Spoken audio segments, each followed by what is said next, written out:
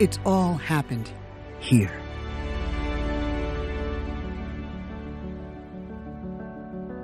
Everything we've ever known, done,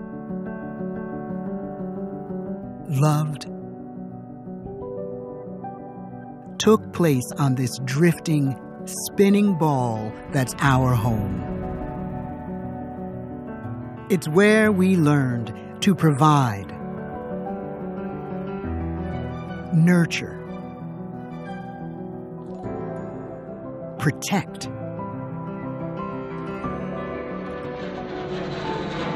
thrive.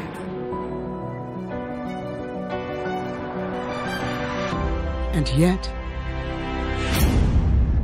wildfires are scorching the West Coast, leaving behind a path of death and destruction. 15 inches of rain this morning. The waters keep rising, and according to the National Weather Service, our very success now threatens our future.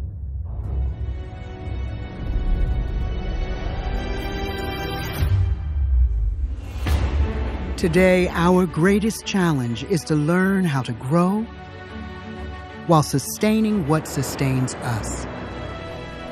Your understanding, your science, your work are the solution. You have the power to see patterns and relationships and show us how everything and everyone are connected. You have the power to transform how we produce and consume, build and maintain, unite and strengthen, heal and nurture. You can help us see that we can no longer live apart from nature, but must live as part of it. Today, geography matters more than ever. The geographic approach, your work, and the billions of maps you make are essential for creating a more sustainable future.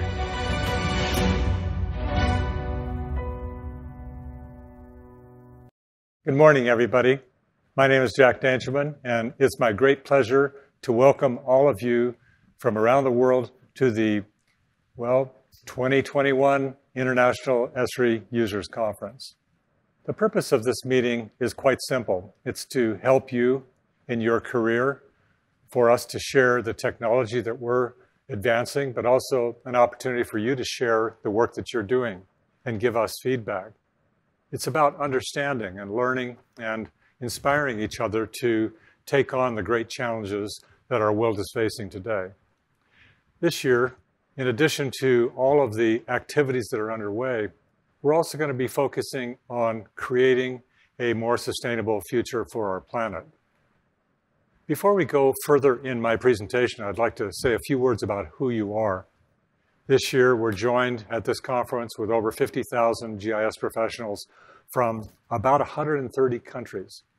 And you have many different backgrounds. You're special people in the sense that you're GIS users, but you're also from different fields. Thousands of teachers, thousands of science people, people working in government and in business. Your backgrounds are different, your organizations are different, yet you've come together to create a kind of global geographic information system community. The work that you are doing is, from my perspective, just extraordinary. For the last month, you've been sending me maps and examples of your work, and you sent thousands. And by the way, I wanted to say thank you very much. I've been combing through it and studying it. I'm almost overwhelmed by the breadth and the magnitude of your work, addressing virtually every big issue that our world is facing, from energy to environment, to climate change, to modernizing cities, and so on. Each year, at the beginning of this conference, we pick just a few of those and show them and showcase them, and I'm going to do that right now. Here's some examples of your work in environmental monitoring and assessment. And wow, I'm just saying, there's hundreds of submissions on this year's presentation, but look at the one in the upper left, the good work of the E.O. Wilson Biodiversity Foundation mapping biodiversity for the planet. Some of you are working on looking at the footprint of humans, like up in Canada, in Ottawa. And others are monitoring things like sea ice. They're tracking fish movements. They're looking at water quality and thousands of other activities related. These examples show your work in natural resource management, ranging from sustainable farming in Brazil to looking for suitable farming in the Navajo Nation. In forestry, almost every modern forest organization uses GIS in one way or the other. But I'm charmed by the little slide in the lower right showing field-based forestry management activities for small foresters in Germany.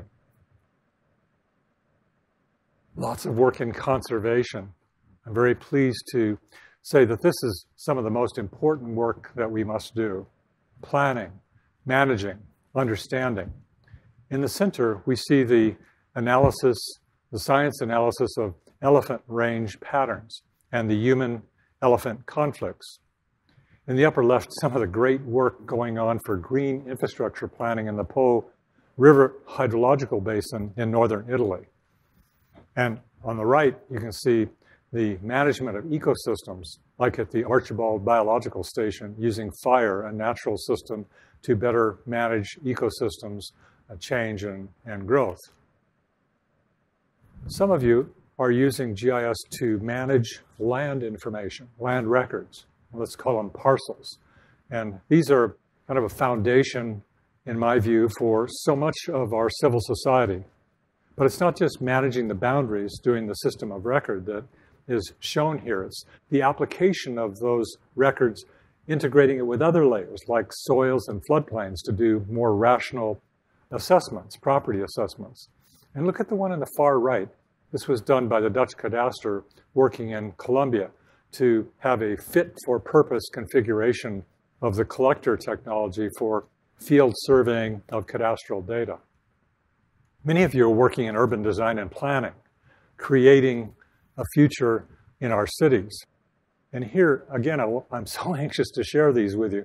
In the far right, we see Berlin and Brandenburg region really working on creating a sustainable urban footprint. And this is some of the best work going on in the world, frankly.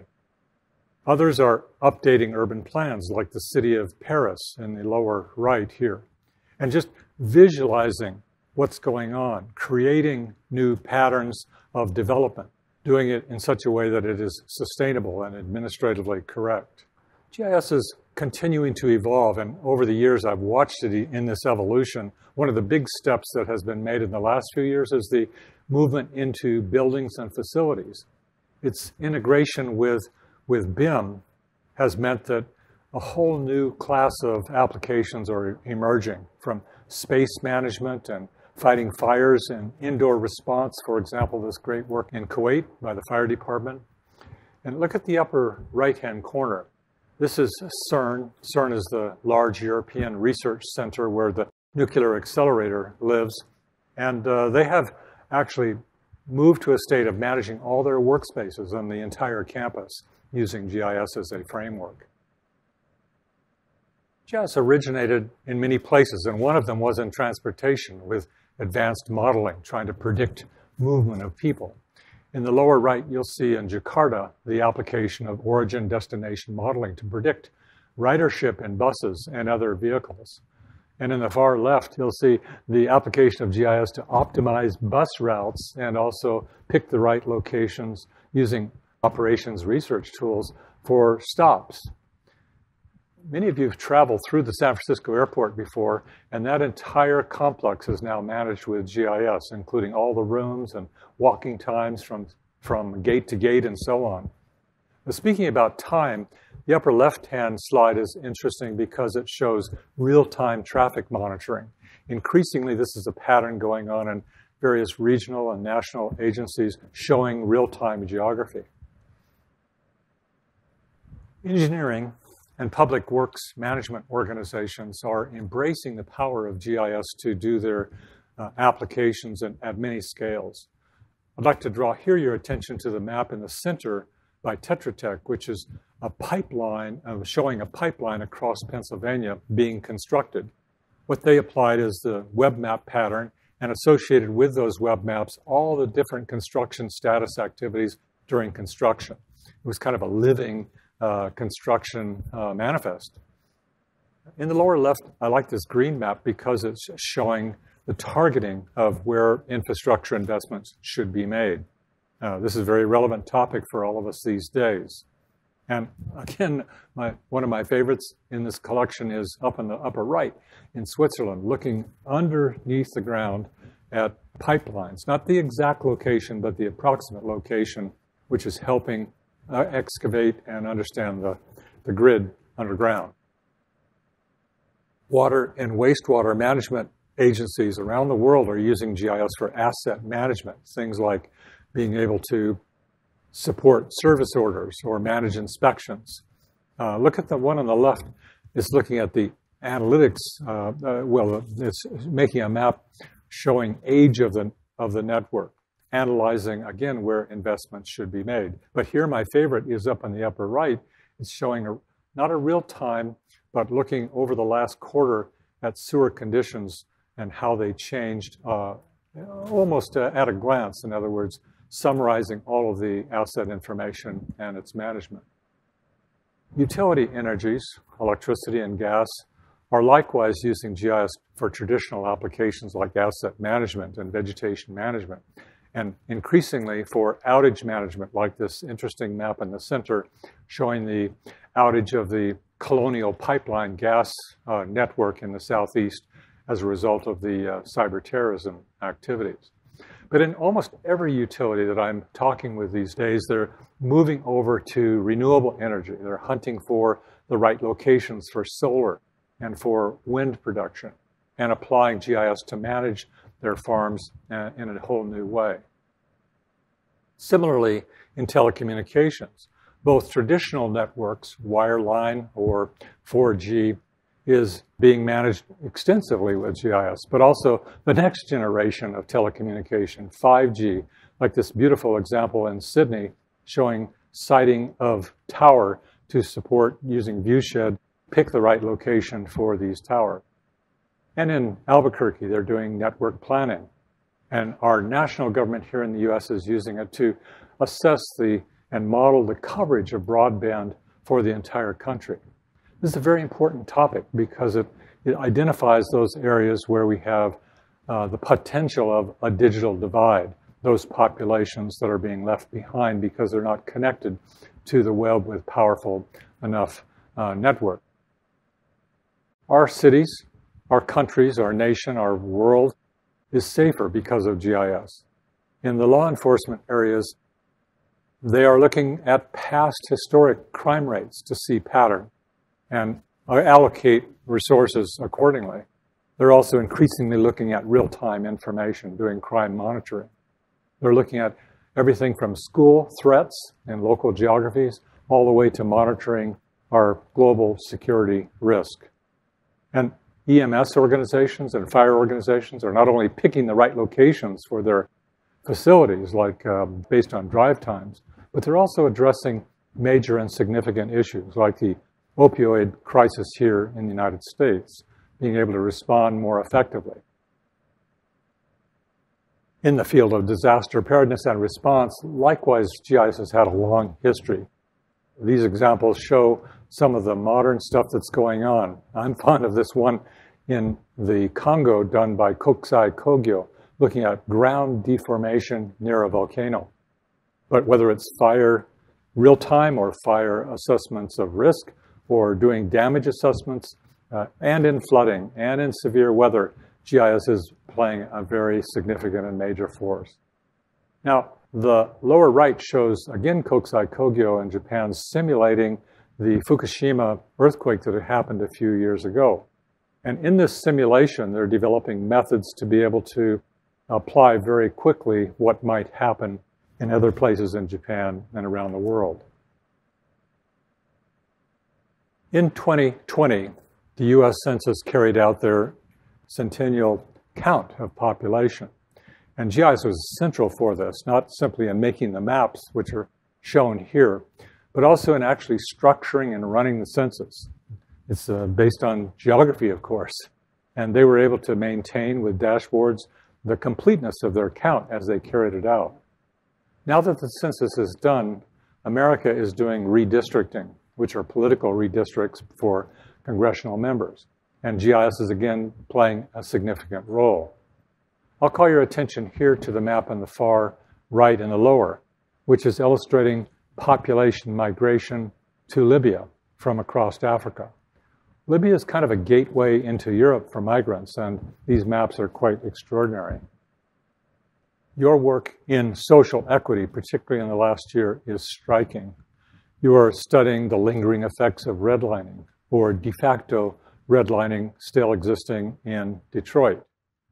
You're looking at accessibility, for example, accessibility to health facilities, or the relationship between poverty and access to legal resources, or in your planning work, looking at trails and equity planning and park accessibility relative to equity, creating understanding and creating what I see in the future, a more equitably and balanced population. COVID has affected nearly all of us. And last week, we passed this mark of 4 million people on the planet have died as a result of this horrible disease. Your work has contributed here because it's shown the world what's going on. The great work by Johns Hopkins University keeps track even today and has made over 2 trillion maps.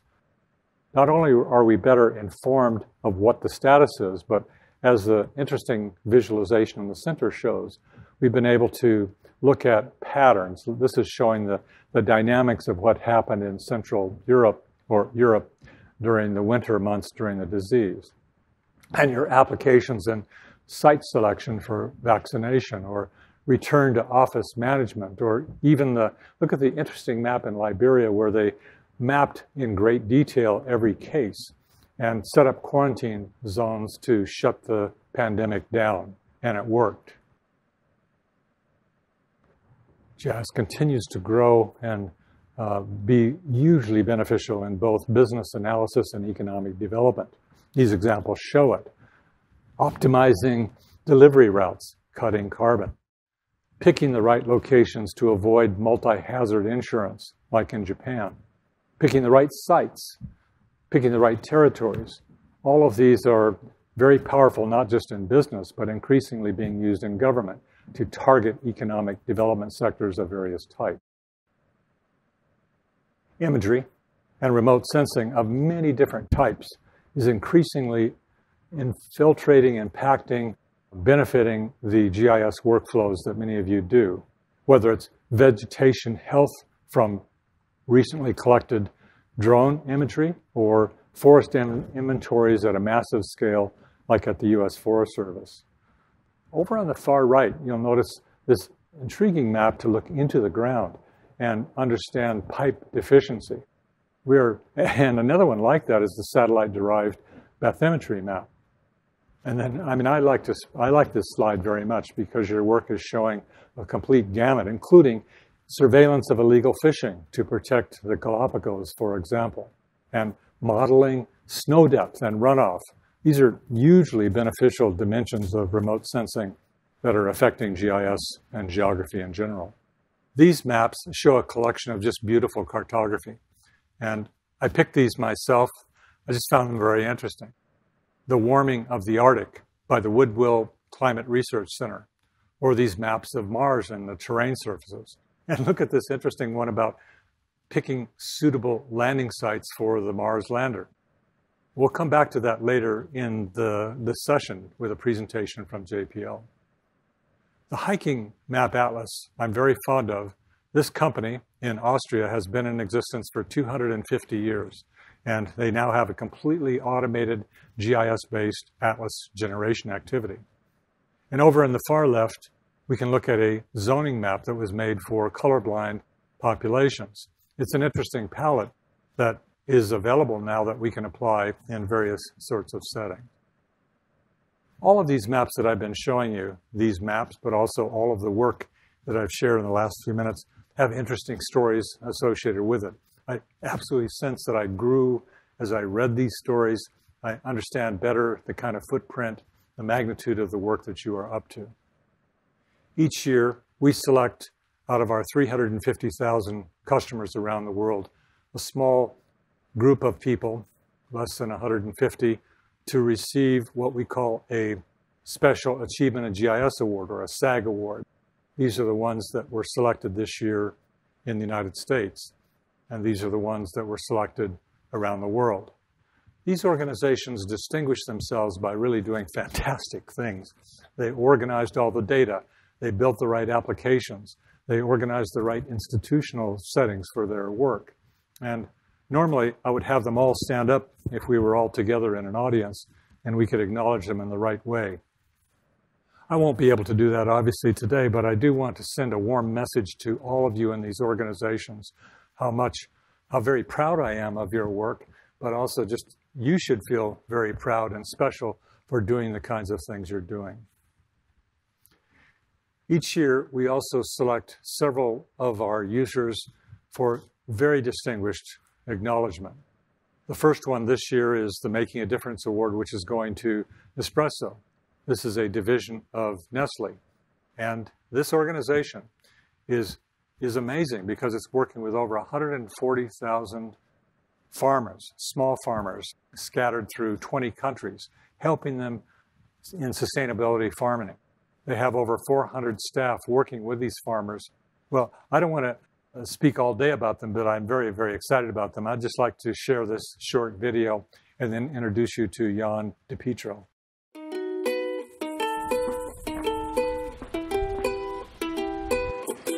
Que se despierten todas las mañanas tomándose el mejor café del mundo y que estén totalmente tranquilos de que ese café proviene de un equipo atrás de cafeteros, de un proyecto de agrónomos que están en pro de la calidad, pero siendo muy responsables siempre con las comunidades, con las familias, con los trabajadores, con el agua, con la tierra, con los árboles. Queremos apostarle a reducir la huella de carbono que se puede producir por una taza de Nespresso, mantener la calidad del agua, tratar de descontaminar el máximo lo que se puede y cuidar los suelos, ¿sí? Y la estructura ecológica principal de la región cafetera.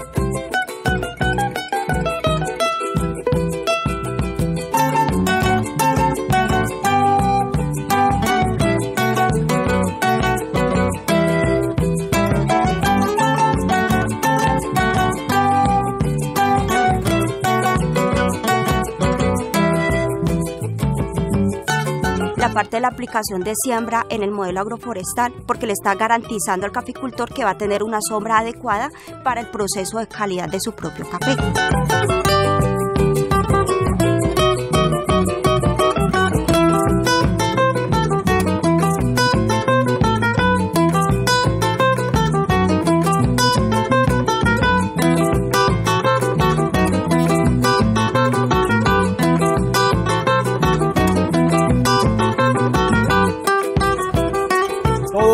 Somos responsables de que la cuenca siga floreciendo agua, siga progresando, siga produciendo café, el café que ustedes se toman, el café Nespresso AAA. Dear Jack, dear GIS community, greetings from Switzerland. I'm Jan, and on behalf of Nespresso and all the teams involved, I want to thank you for this incredible award. Innovation and sustainability are deeply anchored in Nespresso DNA. So it's no wonder that we started to use ArcGIS to support our journey towards positive impact. We use ArcGIS in many fields of work within the Nespresso AAA program, climate actions such as agroforestry, and more recently for COVID-19 response in support of partners and farmers. Climate change is clearly the greatest threat of the 21st century, and coffee is no exception. We will only be able to meet the challenge with a clear action plan and the efficient technologies to bring it to life. We are really pleased to receive this award, recognizing our work and vision on sustainability. Of course, we could not be at this level without strong partnership and specifically Esri along the way. We are currently finalizing our sustainability strategy and vision for 2030. And as we will address and continue to address the key biggest challenges on sustainability, such as climate change, farmers' livelihood, circularity, or carbon neutrality, Digitalization and geospatial analysis in particular will be key for us in the implementation of this strategy. We know many challenges are ahead of us. Businesses must be part of the solution, and Nespresso will continue to focus on being a force for good, to preserve our planet and to improve the livelihood of our farmers and the communities. Thank you again for this reward, and take care. It is extraordinary work, and I think all of you would agree this kind of footprint is giving us a model for the entire world about working diligently at creating a more sustainable planet. Our second special award this year is being given to LOGIC. This is the Louisville Jefferson County Information Consortium. This has been going on for 35 years. It was started in part by Kurt Bynum, who is still there. He's still the GIS manager.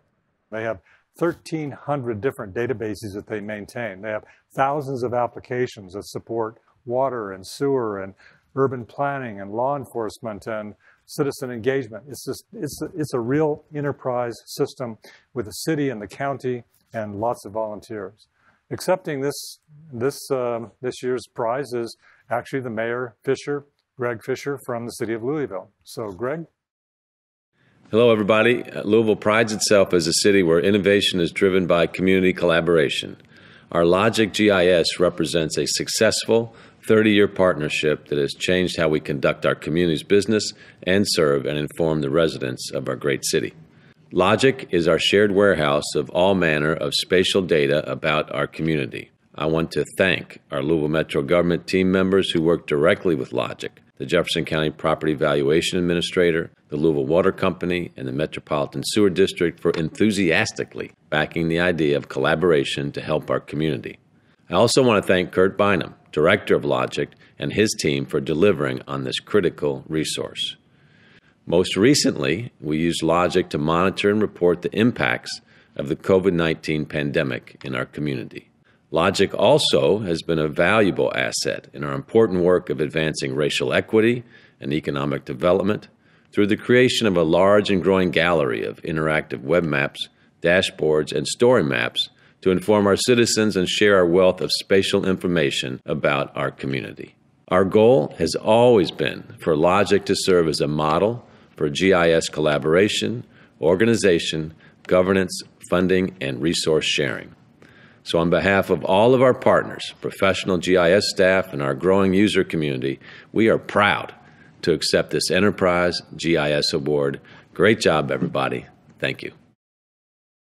Well, thank you, Mr. Mayor. That's great. And the little short summary gives you some glimpse of just how, the reason why I picked this organization. It's a geospatially literate community. The third award this year is actually my award. It's the President's Award. And this year we're giving it to the University of Michigan. University of Michigan is a very large, over 50,000 student campus. Actually, it has 3 campuses. And they're being given this award for a whole bunch of reasons. Peter Koop, who is the lead GIS person on campus, has brought GIS to the entire campus. It's opened up the eyes of many departments, and they're doing not only simple GIS access to every student, but they're also going deep in some of the best work that I've ever seen. I'm particularly fond of Peter because not only is he a beacon of how to do university-wide enterprise implementation, but he also shares. He criticizes us, makes us better, but he also shares to educators around the world about how to set this up, how to make this thing come alive. So, Peter, could you say a couple words for us, please? Thank you, Jack. It is truly an honor to have our work geo-enabling our university recognized with the President's Award. Over 7,000 people use GIS across our institution, and that community continues to grow year over year at an ever-accelerating pace. Our goal to empower everyone with everything GIS began with the introduction of Arcgis Online. The software as a service model enabled us to greatly expand the reach of GIS beyond the traditional desktop server world of the past, with minimal effort and to all disciplines. Today, most units on campus have some faculty or staff using GIS, while nearly all degree programs include students who have used some form of GIS during their time at the U. On behalf of the University of Michigan and my fellow GIS advocates joining me today, thank you again, Jack, for honoring our work with your award. Thank you again, Peter. It's just amazing. And I want to say, all of us appreciate the great work and leadership that you're providing. I'd next like to move on to the theme of this year's conference, GIS Creating a Sustainable Future. This is a strong vision, and part of the vision was inspired by a recent book that I read by Mario Palma, who is one of the founders of INEGI, which is the large statistical and science and mapping organizations in Mexico. He said the following in his book: lack of understanding of our reality is one of the greatest risks our society is facing. And I think all of us in the GIS community, all of us in the world community can understand this. He also later said in his book, our future depends upon creating and applying that understanding. And these were the beacons that started INEGI, but they're also, for me, they speak to me. These words speak to me because they really are a purposeful way of describing our work. Creating and applying understanding.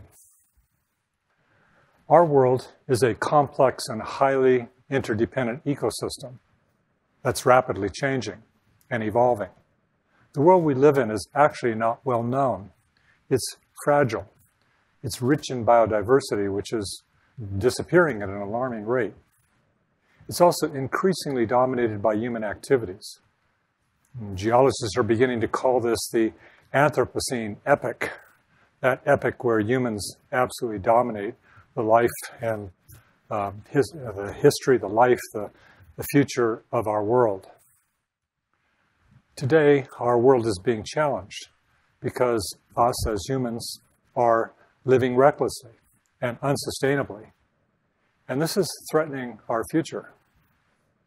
Human-induced climate changes and overpopulation are resulting in interconnected patterns of change, steep declines in biodiversity, and many other factors. We read about them, scientists tell us about them almost every day. Clearly, for me, personally, for me, it speaks that we collectively, we as a general human population, but also we as GIS users, are collectively responsible for its future. And it could go many ways. Creating a sustainable future, which I believe is possible, will require that we dramatically change our priorities. I believe in this strongly, about making a major commitment to life and our future. And we must act now in order to achieve this. There are many things to do, like restoring nature, improving business efficiencies, reducing pollution, consuming less, implementing sustainable land use patterns, and many, many more. Applying our best science and our best technology and our best creative thinking will clearly be necessary. And I can't help but think and know that geographic thinking is going to be essential in this. Sustainability requires that we see the world as one single ecosystem. Geography, the science of our world, provides the science and the language to be able to do this. It helps us organize and integrate all the factors, environmental factors like biodiversity and ecosystem services, and integrate them with economic systems, spatially, seeing their connections. It allows us to integrate them with social factors, and the maps that you shared, that I shared about your work a few minutes ago, are the evidence of this. It not only organizes and integrates all the factors, it also illuminates patterns and relationships and helps us discover things. It provides us a framework for understanding and applying our knowledge. I like to call this the geographic approach. The geographic approach is a way of thinking and problem solving that integrates geographic science and information into how we understand and manage our planet. And Mario Palma would clearly understand that. It's a holistic approach. It brings sciences together. It's integrated. It supports and is enriched by spatial understanding, and it is also collaborative. The idea is supporting multiple objective solution creating, inclusive and multidisciplinary in its nature. And the great hope, the great vision, is that this will impact virtually every sector of our society going forward. This approach integrates and supports powerful methodologies familiar to many of you here in the audience. Geoanalytics, creating insights and understanding. Geovisualization, a language, like through maps and visualization, for communicating the content of our world and the context of our world. Geodesign, designing sustainable and inclusive futures. Geocollaboration, engaging all the stakeholders, and geoaccounting, being able to account for all the factors.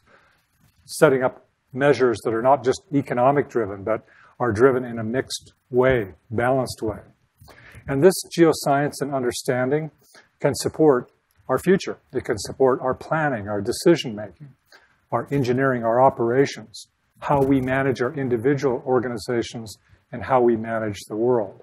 These are all critical. And I appreciate the good work that you are already doing.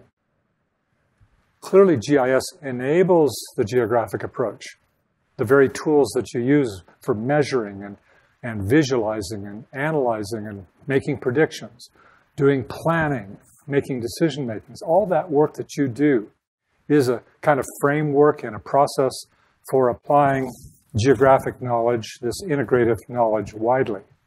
And as I already said, you're already doing this. You are applying the geographic approach and creating so many solutions for a sustainable future. You are protecting biodiversity. You are reducing the use of precious resources. You're optimizing logistics. You are managing sustainable agriculture and forests. The examples from, for example, the great coffee growers are proof of this. However, clearly we need to scale up our collective efforts exponentially. GIS technology can help us. It's not the only thing, but it can help us. And it is advancing rapidly. It's integrating many new innovations, helping us reach this kind of scale. This will be essential. Things like cloud computing, advanced analytics, the integration of imagery and remote sensing, interactive mapping, 3D visualization. Remote sensing is just a piece of it, but it's a major and significant part. Opening up access to this through the multitude of apps. All of this will help us scale up our collective efforts. GIS is also increasingly becoming interconnected, creating what I like to refer to as geospatial infrastructure. We're connecting our systems, and this in turn is helping us collaborate. It's helping us share. It's transforming workflows and decision-making at many scales. Geospatial infrastructure actually is, and I'm seeing this live in different organizations like Louisville, for example, it's actually transforming organizations. It's creating a whole new kind of intelligent infrastructure, not just digital infrastructure, not just water infrastructure, sewer infrastructure, or road infrastructure. It's creating a new kind of infrastructure for organizing and making distributed data that we collect available. As a basis for this, it's shared geospatial services organized through portals for discovery and access by apps that now support all types of users. This is an exciting time because this infrastructure, and I'm watching it closely, and so are you, is expanding really quickly. It's supporting not only local applications, shared information and so on, but also global applications with millions of users and tens of millions of shared data sets and services that are being made available in this way. It's making billions of maps every day. And these billions of maps are reaching billions of people. They're changing how they think. It's creating a whole new kind of global information system. You've heard me before talk about a nervous system for our planet. My sense is this infrastructure is creating a nervous system for sustainability. I'd like to talk about some of the details of this nervous system. First, geospatial infrastructure is integrating all kinds of data. It can now integrate all types of tabular data and map data and imagery data. It can integrate real-time data and abstract them into these web maps and layers and scenes that we're finding so dramatically useful, so that apps of many types can use them. Geospatial infrastructure delivers powerful apps, not just for GIS users in desktops and so on, but these apps are going to scale with massive mobile deployments for collecting data and also disseminating data. And also the pervasiveness of web apps is just unbelievable. Literally trillions of maps being looked at around the world. And my big hope is that this will continue to expand as it has in the last couple of years, enveloping and bringing us together as a society. Some more details. This geospatial environment, these geospatial capabilities are becoming embedded in other large IT enterprise systems. Our colleagues in other companies like Microsoft and IBM and Salesforce and Amazon and on, Autodesk, are putting maps and geospatial information into their apps. And that is, in turn, changing how they do engineering and CRM. And, well, you can just look at it. It's really integrating geospatial thinking and geographic thinking into the apps that non-GIS professionals use across the organizations. And complementing this is the enrichment that's happening as a result of advanced GIS analytics. This is allowing us to see new things, create new insights with predictive modeling or the ability to analyze spatial temporal information together, the ingestion of real-time information, and the simple tools to be able to interactively do visual spatial analytics. These are powerful. And then enriching it further is GeoAI, machine learning, and so on. And the ability now to store imagery in the cloud and perform advanced raster analytics.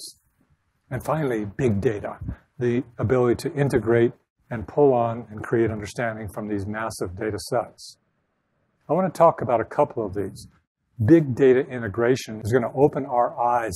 It's going to let us see new things, relationships we never understood before. The ability to access these massive data collections from transactional systems and imagery and link them to the very same tools that you are using will create new forms of understanding.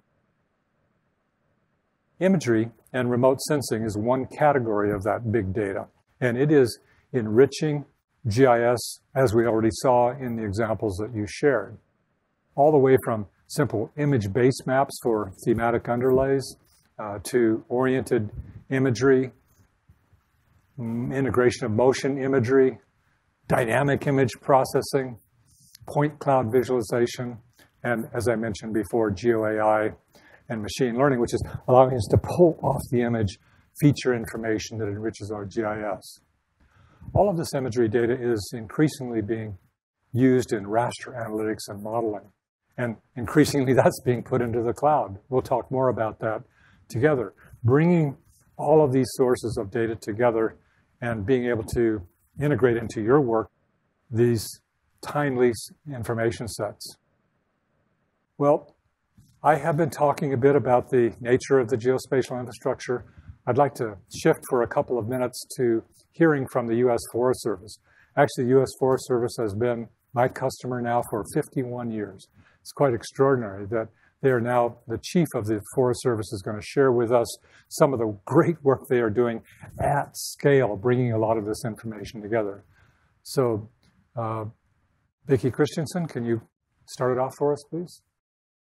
The mission of the United States Forest Service is to sustain the health, diversity, and productivity of the nation's forests and grasslands for the benefit of future and current generations. And the purpose of our stewardship work is supporting nature in sustaining life. And to advance our mission and to serve our purpose, we balance the short-term and the long-term needs of people and nature by working collaboratively with communities and partners, by delivering world-class science, technology, and land management. and by providing access and resources and experiences that promote economic, ecological, and social vitality, and by connecting people to the land and to one another. And one of our key values is grounding our decision-making in authoritative science, inasmuch as the agency and other forest managers across the country are facing difficult choices and opportunities about carbon management, addressing environmental justice, and supporting a resurgent economy. Our research and development branch is actively supplying essential data, information, and knowledge to inform decision makers and the public. You know, Congress charged our Forest Inventory and Analysis Program, FIA, to improve our use and integration of advanced remote sensing technologies. And to fulfill this request, our R&D unit and our CIO and Esri are engaged in a critical partnership in developing the next generation of information products designed to inform today and tomorrow's policy and management decisions regarding our nation's forests. So let me pass this over to our great FIA team, who will share the details of their work and recent successes. Hi, I'm Hobie Perry, and I'm joined today by my colleagues Ty Wilson and Chris Oswald. FIA collects measurements of trees and other attributes on a network of over 350,000 plots. Each plot has a footprint a little smaller than a football field. We have plots from Palau to the Virgin Islands, and let's take a look at Wisconsin. You'll see we sample national forests. We sample state forest lands. We sample tribal lands. We sample lands managed by county and local government. And all those plots not in any colored polygon are the observations we collect on private lands. We monitor all of America's forests to facilitate shared landscape scale stewardship. Now we know we can't measure everything. The Southern Appalachians highlight the incredible variation in land use that occurs between the plot observations. We also know that remotely sensed imagery alone can't match the richness of data captured by boots on the ground. So we created Big Map, our cloud computing solution optimized and tuned to leverage the parallelization and mass storage required for raster processing at scale. We fused thousands of Landsat scenes with hundreds of thousands of plots, ultimately processing tens of trillions of pixels in the cloud, all in a matter of days. This map of forest type groups is just one example of the authoritative, science-based output we are now publishing. Layers like this help us understand the variation and complexity of the forest resource. For example, we know that different forest types, shown here in Northern California, have different sensitivities and responses to wildland fire. Naturally, we make this content available to you, along with our agency colleagues. We're publishing it in the Forest Service ArcGIS Online organization, the Living Atlas, and open data portals. We support planning and decision-making with a seamless workflow from data generation to discovery, consumption, and application. Another example is this map of predominant major forest carbon pools. Management actions will differ for landscapes dominated by live biomass in green, a dead biomass in purple, or soil carbon in brown. And maps like these give us the ability to populate spatially explicit tools that may be integrated into conservation planning to support carbon management, wildlife stewardship, watershed restoration, and other environmental services. But I'm getting ahead of myself because I suspect you're interested in how this actually happens. So let me introduce Ty to explain more. I'm going to take you on a quick tour highlighting some of the science behind our Big Map project. In order to tackle complex, multidimensional raster analysis problems, we leveraged the versatility of ArcGIS with Python and its numerous machine learning packages to build custom algorithms modeling the relationship between satellite imagery and forest characteristics we measure. By tracking changes over time for each pixel in a satellite image, we can monitor seasonality in vegetation. This provides information about the amount of live vegetation, timing of bud break and leaf fall, and length of the growing season. From this, we can infer the presence of different types of forest, composition of tree species, and overall forest structure. One of the techniques used for analyzing these time series is harmonic regression. It quantifies the shape of a profile as a Fourier series, allowing us to characterize not only the average vegetation condition, but also how those conditions change over the course of the year. These coefficients describing seasonal changes in vegetation, along with auxiliary data like climate and topography, are powerful features for modeling forests. Through ecological ordination techniques, these predictors can be combined with response data collected on forest inventory plots to order tree species along environmental gradients. The location of plots in this feature space can be used with the k-nearest neighbors algorithm, which works by assigning to every pixel a bucket of plots based on their proximity as measured in the feature space. The contents of each bucket represent a group of records stored in FIA's database from which we can make pixel-level predictions, quantify uncertainty, and map a variety of forest attributes. This multispectral image combines three variables: stocking, age, and height. The pink in the southeastern U.S. shows the moderate height and stocking levels of the young forests of the nation's wood basket. Our plans for the future include analyzing snapshots from the past, using both imagery and plot measurements from earlier time periods to map changes over time, such as this map showing losses in forest carbon between 2005 and 2015 in Wisconsin due to major disturbances like wildfires and tornadoes. Next, Chris will show you how these services are being used today and how you can access them yourself. BigMap is our end-to-end solution to integrate the latest in ArcGIS system, multiple programming languages, and state-of-the-art statistical tools to create information products for a wide spectrum of users. We are excited to share with you our vision of using these services today and in the future. Droughts are having huge impacts on forest and woodlands, and agency scientists are already using BigMap results, like this forest type group, to make drought model projections available widely. Examining drought exposure from recent years. The area in brown around the Central Valley in California shows significant droughts during this time. Projecting forward to 2040, drought exposure shifts from Central California to the Southern Rockies. Let's take a look at how you might use our new authoritative content for a different problem. Recently, we were asked to help identify landscapes that represented opportunities for planting and increasing sequestration of carbon in trees. And to do that, let's take advantage of our FIA stocking percentage layer, which can be viewed as representing where additional capacity might be located. And let's focus on the Pacific Northwest. And add data to a suitability model, FIA stocking and site class productivity, wildfire hazard potential from our Missoula Fire Lab, and pest and pathogen threats from our Forest Health Protection Program. We are looking for areas where planting opportunities exist without significant threats. The results, highlighted in purples, are areas where threats are low, productivity is high, and forests are not fully stocked.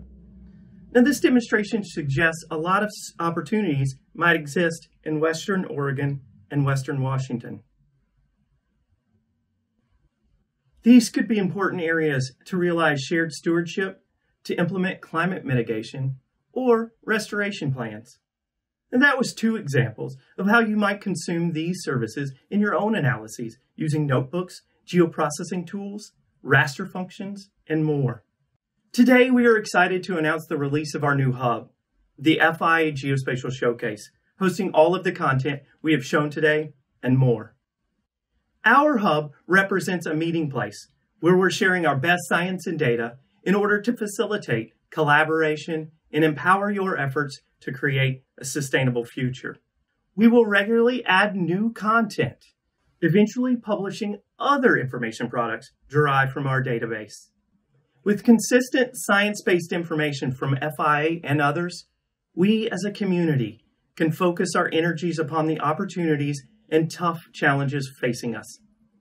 Our goal is to provide the information you need to be an active participant with us in sustaining our forest resources today and in the future. Thank you. Well, thank you very much, Chris, and thank you very much, Vicky Christensen, for these comments. As you can see, the Forest Service is pushing it on the frontier of so many of our great GIS work. But they're also opening up and sharing their work with others, sharing their data, sharing their methods. This is exactly the kind of pattern that I admire. Many of you are implementing this concept of geospatial hubs and engaging with other communities. This trend and the technology associated with it first started with engaging citizens and cities.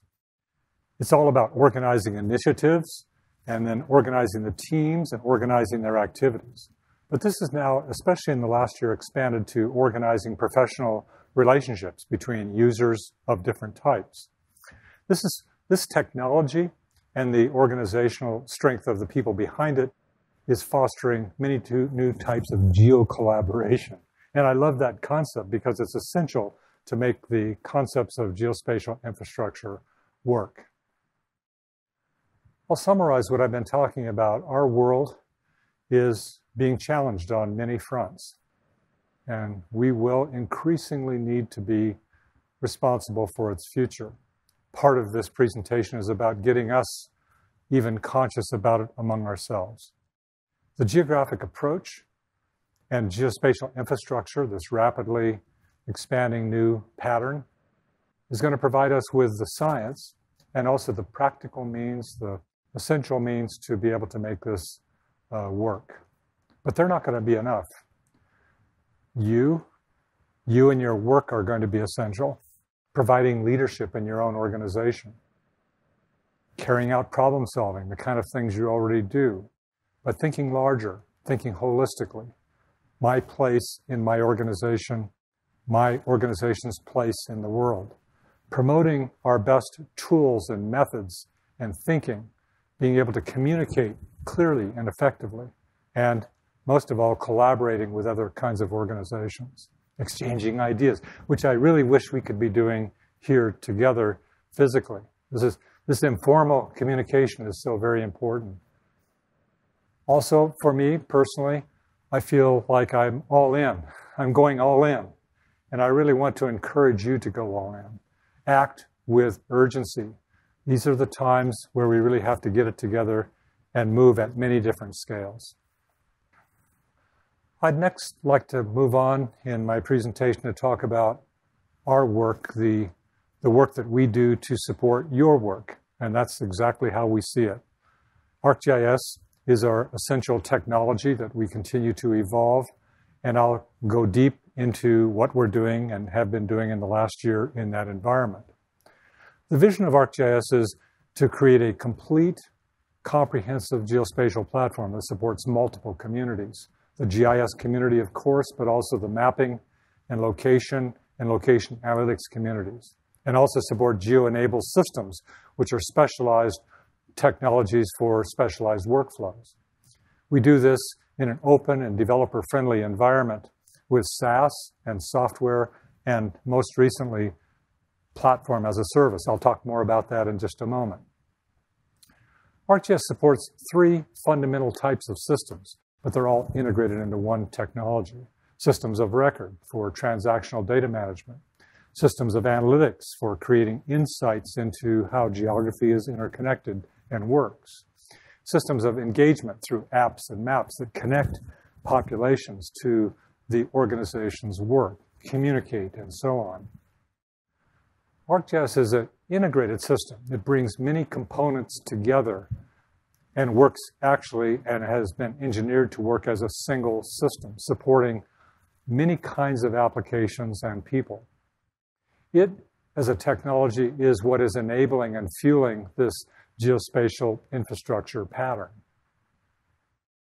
ArcGIS users are increasingly leveraging the cloud.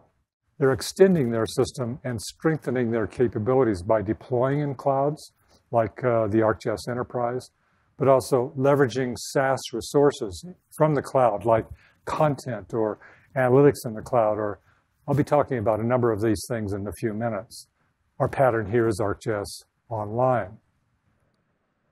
The Arcgis platform is open and it's interoperable. We support and leverage multiple initiatives to make this happen. supporting, of course, all the good work done by the standards organizations, OGC and others.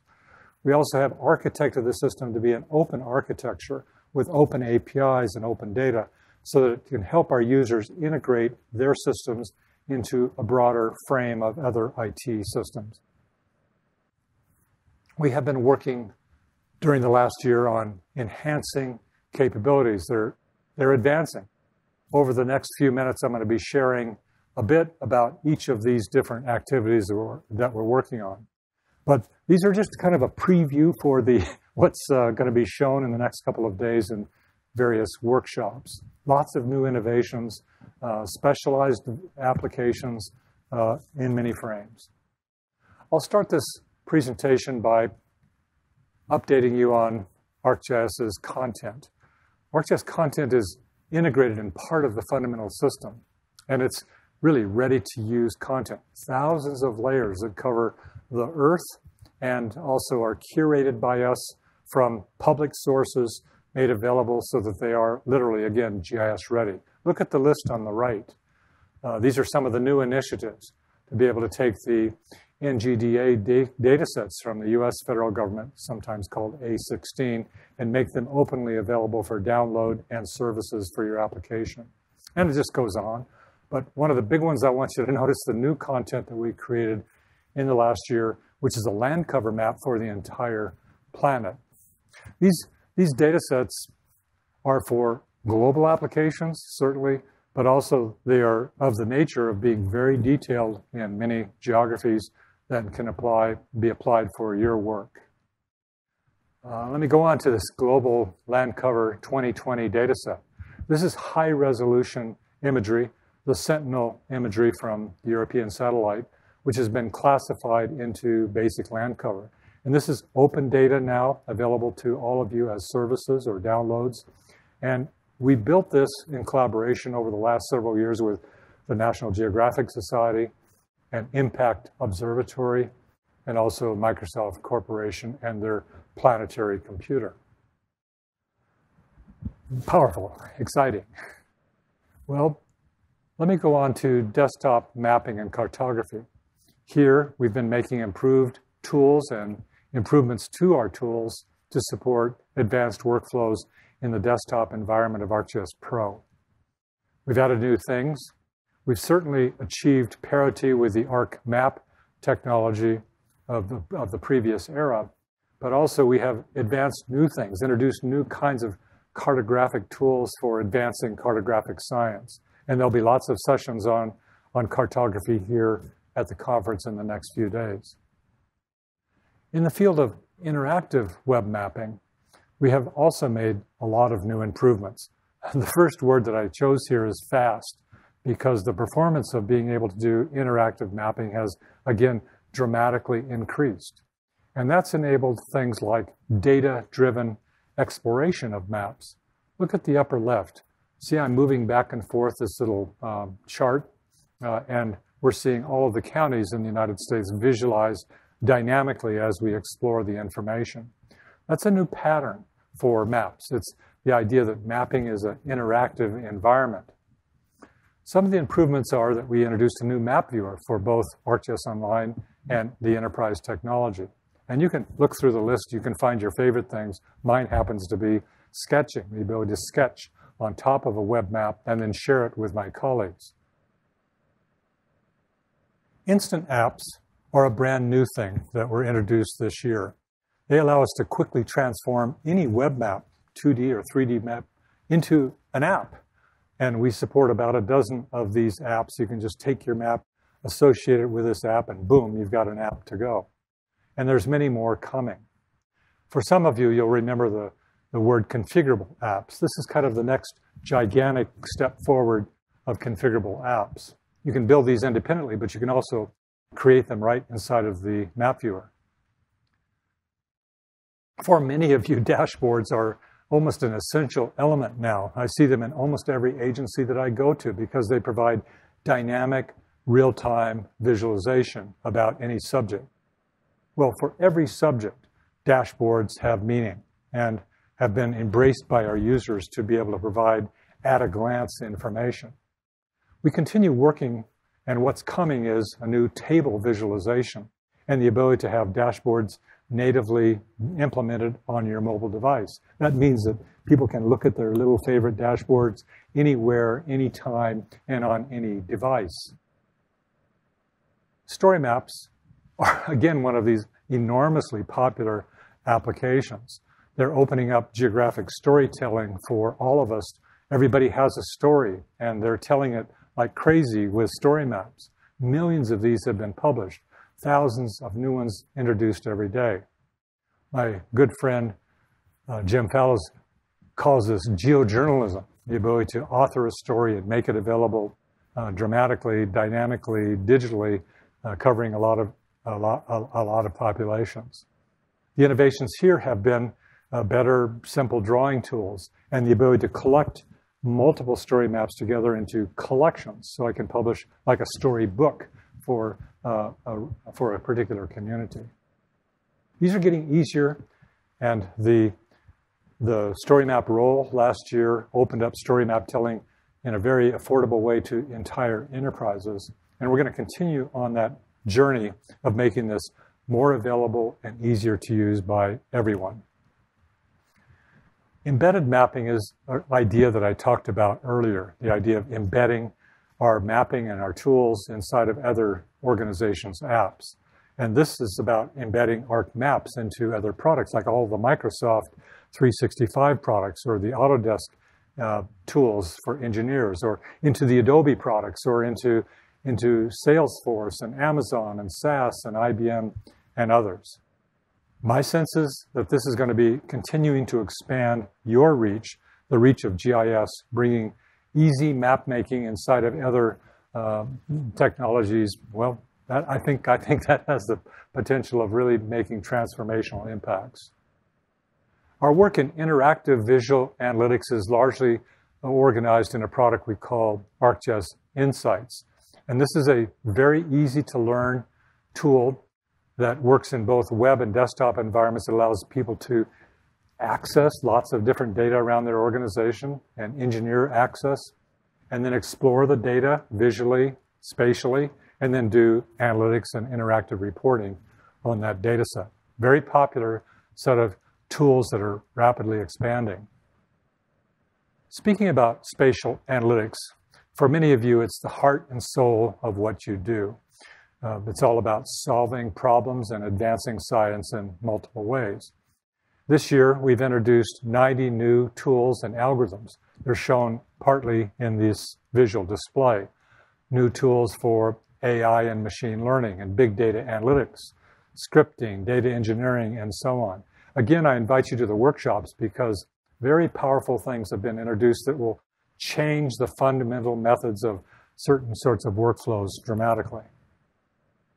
I'm particularly fond of the AI and machine learning and deep learning activities that are going on. At Esri, we're beginning to call this Geo AI, and we have very consciously engineered these capabilities directly inside of all of the different parts of the system, into Pro, into Enterprise, into Online, so you can accomplish multiple things within the technologies that you know and work with every day. But we've also integrated this platform technology with open science ecosystem of dozens of other technologies that are also traveling along in the world of Geo AI. These tools are being used rapidly by our users to automate what they're doing and also just approach their problem solving smarter. Look at the examples in the upper right. I'll just call out one because I love it, which is the ability to do feature extraction off of imagery, creating actual feature layers and change layers automatically. Now, imagery and remote sensing, as I mentioned earlier, is becoming very important in the GIS community. And we have implemented a complete library of technology, in fact, a complete system, an integrated system for doing these four major activities: the management of imagery and its dissemination, the ability to make maps automatically, the ability to visualize and explore information, and also the ability to do analytics. And these little blue lists are just a few of the hundreds of capabilities that actually exist for doing it. But that's some of the work that we've done in the last year. Of this list, my favorite is the idea that we can actually load our imagery up into ArcGIS Online now and host it in a SaaS environment. Now, I'd like to talk about this in a little more detail. Image hosting and analysis in the cloud. This means as an extension to ArcGIS Online, I can actually upload my own imagery into ArcGIS Online. I can do raster analytics in ArcGIS Online or image processing in ArcGIS Online. And I can serve it out as image services, visualization services, integratable directly into the other work that I'm doing. This enables not only a handful of images to be processed in this way, but also massive scalability, like we saw with the Forest Service a few minutes ago. Imagery for ArcGIS Online is best seen if you actually see it. So Yoon and Kate are going to give a series of demonstrations that will help you understand in a simple way how powerful this will be for you. Today, I'd like to share with you an exciting new product, ArcGIS Image for ArcGIS Online. This new offering allows users to host, manage, visualize, analyze, share, and collaborate imagery content all within ArcGIS Online as a software as a service. To demonstrate this, we'll explore the country of Grenada, located in the West Indies in the Caribbean Sea. Grenada is currently working on updating its GIS with new content, such as aerial imagery, elevation layers, and LiDAR data. Using ArcGIS Image for ArcGIS Online, let's see how we can do this. We'll begin by uploading some imagery data. Imagery layers can now be hosted as a static tiled imagery layer for efficient viewing and optimal analysis performance, whereas a dynamic imagery layer that supports dynamic mosaicing and on-the-fly server-side processing. By following the user interface, we can select a layer configuration and choose a raster type. Raster Types makes it easy to build imagery layer from a variety of raster formats and providers. We'll be using GeoTIFFs, so we'll select raster dataset. By simply dragging and dropping aerial imagery collected by our partner Fugro, the data will now be created in ArcGIS Online as a dynamic imagery layer. Let's take a look at the layer we created. This is 60 gigabytes of aerial imagery provided by the government of Grenada and supplied by the United Kingdom government, all hosted in the cloud as a service in less than 10 minutes. This high-resolution orthomosaic image provides a crisp, recent view of the entire nation. Zooming in, we can see more details, like this cricket stadium. A dynamic imagery layer like this provides access to all the pixel values, metadata for each image, and applies on-the-fly server-side processing, which returns only what is required to display on the screen. For example, we can change the band combination to false color to better understand the surrounding area.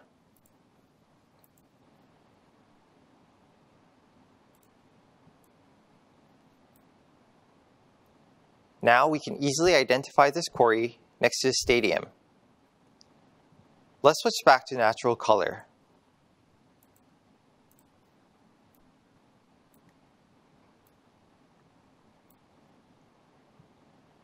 Now that we have our imagery data hosted in the cloud, we can perform additional feature extraction to build our foundational data layers. Digitizing features like this used to be a tedious task that took long hours of manual labor. Now we can expedite and automate this process by leveraging deep learning. ArcGIS Image for ArcGIS Online comes with a collection of raster analysis tools, which includes object detection. From this tool, we can use either a tiled or dynamic imagery layer as our input and select a model. Training and curating a model can be a challenging task, especially if you've never done it before. The Living Atlas provides a library of deep learning models that work seamlessly within ArcGIS Online. You can access these models that vary from extracting features like building footprints, classifying land cover, and many more. With the building footprint extraction model selected, we can now run the tool and get our results for the entire island. Here are the results from some of the deep learning packages done in less than a day. 55,000 building footprints,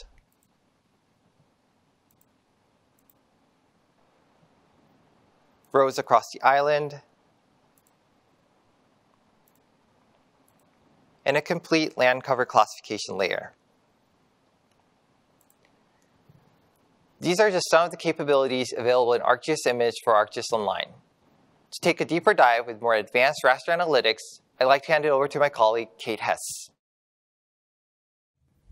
Now that Yoon has created foundational GIS layers for the country and hosted them in the cloud, I can easily access the data remotely. I'll tackle our next challenge using the power of raster analytics in ArcGIS Online. Grenada has rugged topography and faces frequent tropical storms. As a result, they regularly experience landslides, which can damage homes and businesses, disrupt transportation, and even lead to injuries and death. Let's identify infrastructure that may be at risk by using a process model to proactively locate areas susceptible to landslides. We'll perform this analysis using tiled imagery layers hosted in ArcGIS Online, including our land cover classified from imagery, the digital terrain model, the soil types, and the distance to river features. We're going to calculate landslide susceptibility from these layers using raster functions, all within the map viewer in ArcGIS Online. The Analysis tab gives me access to the raster function editor, which we'll use to create our image analysis process model. Here, I have access to more than 150 raster functions out of the box, including mathematical operators, geometric functions, and radiometric functions. These can be chained together to create new raster function templates for more complex operations, like my landslide susceptibility workflow. This processing chain takes in the 4 layers in our map and normalizes them to a common value range, then takes a weighted sum to identify the areas susceptible to landslides. Let's zoom in to evaluate a preview of our results. Previewing the analysis before running the model allows us to gauge if the result looks reasonable, or if we need to make adjustments to our input variables or to the weighting in our raster function. In the preview, we can see in red the areas at high risk, and the areas least likely to see a landslide are in dark green. When we're happy with our model, we can run our final analysis to get a persisted product. This analysis in ArcGIS Online takes only 1 minute and 30 seconds, so let's jump ahead to the output.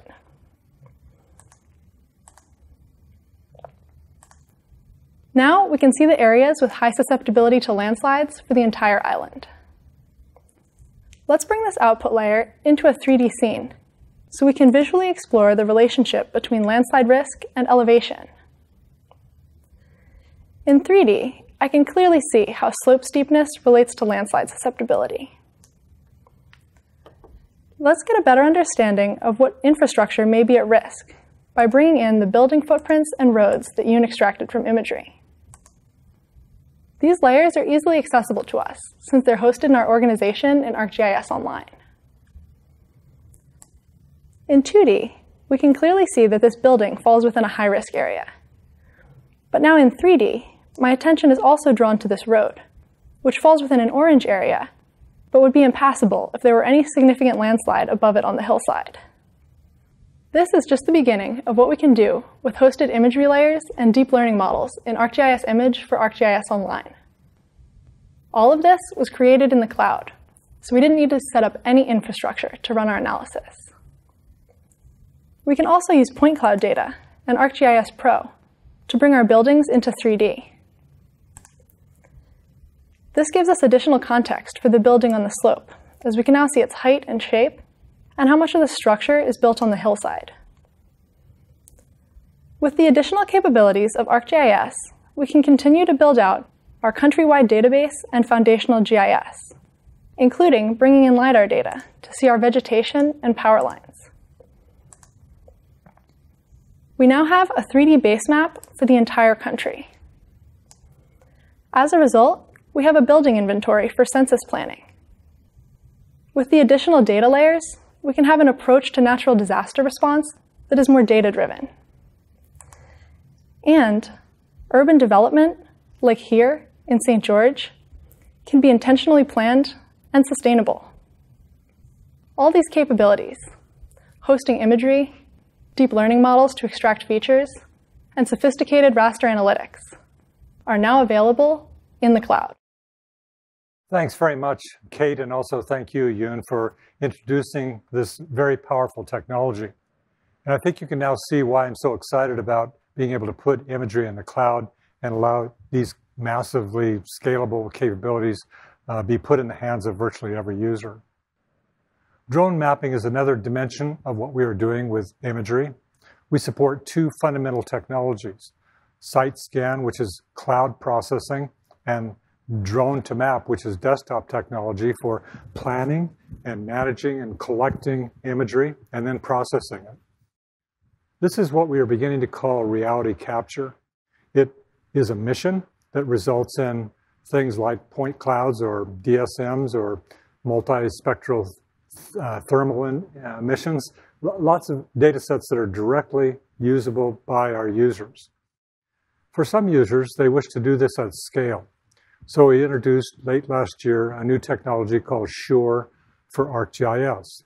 This is about reality capture in an automated, like a factory, the capturing of this data, the processing of this data, and the ability to create 3D data products and maps.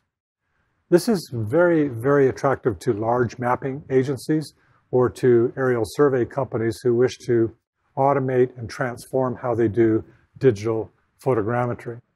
I'd like to show you how this works. You can see the textured meshes on the right in the city of Boston. It can now be integrated and enrich 3D systems of record, like the 3D buildings as shown on the left. Many of you have these 3D systems of record that you're updating feature by feature. But by being able to integrate the two together, I can create really a marvelous 3D visualization experience.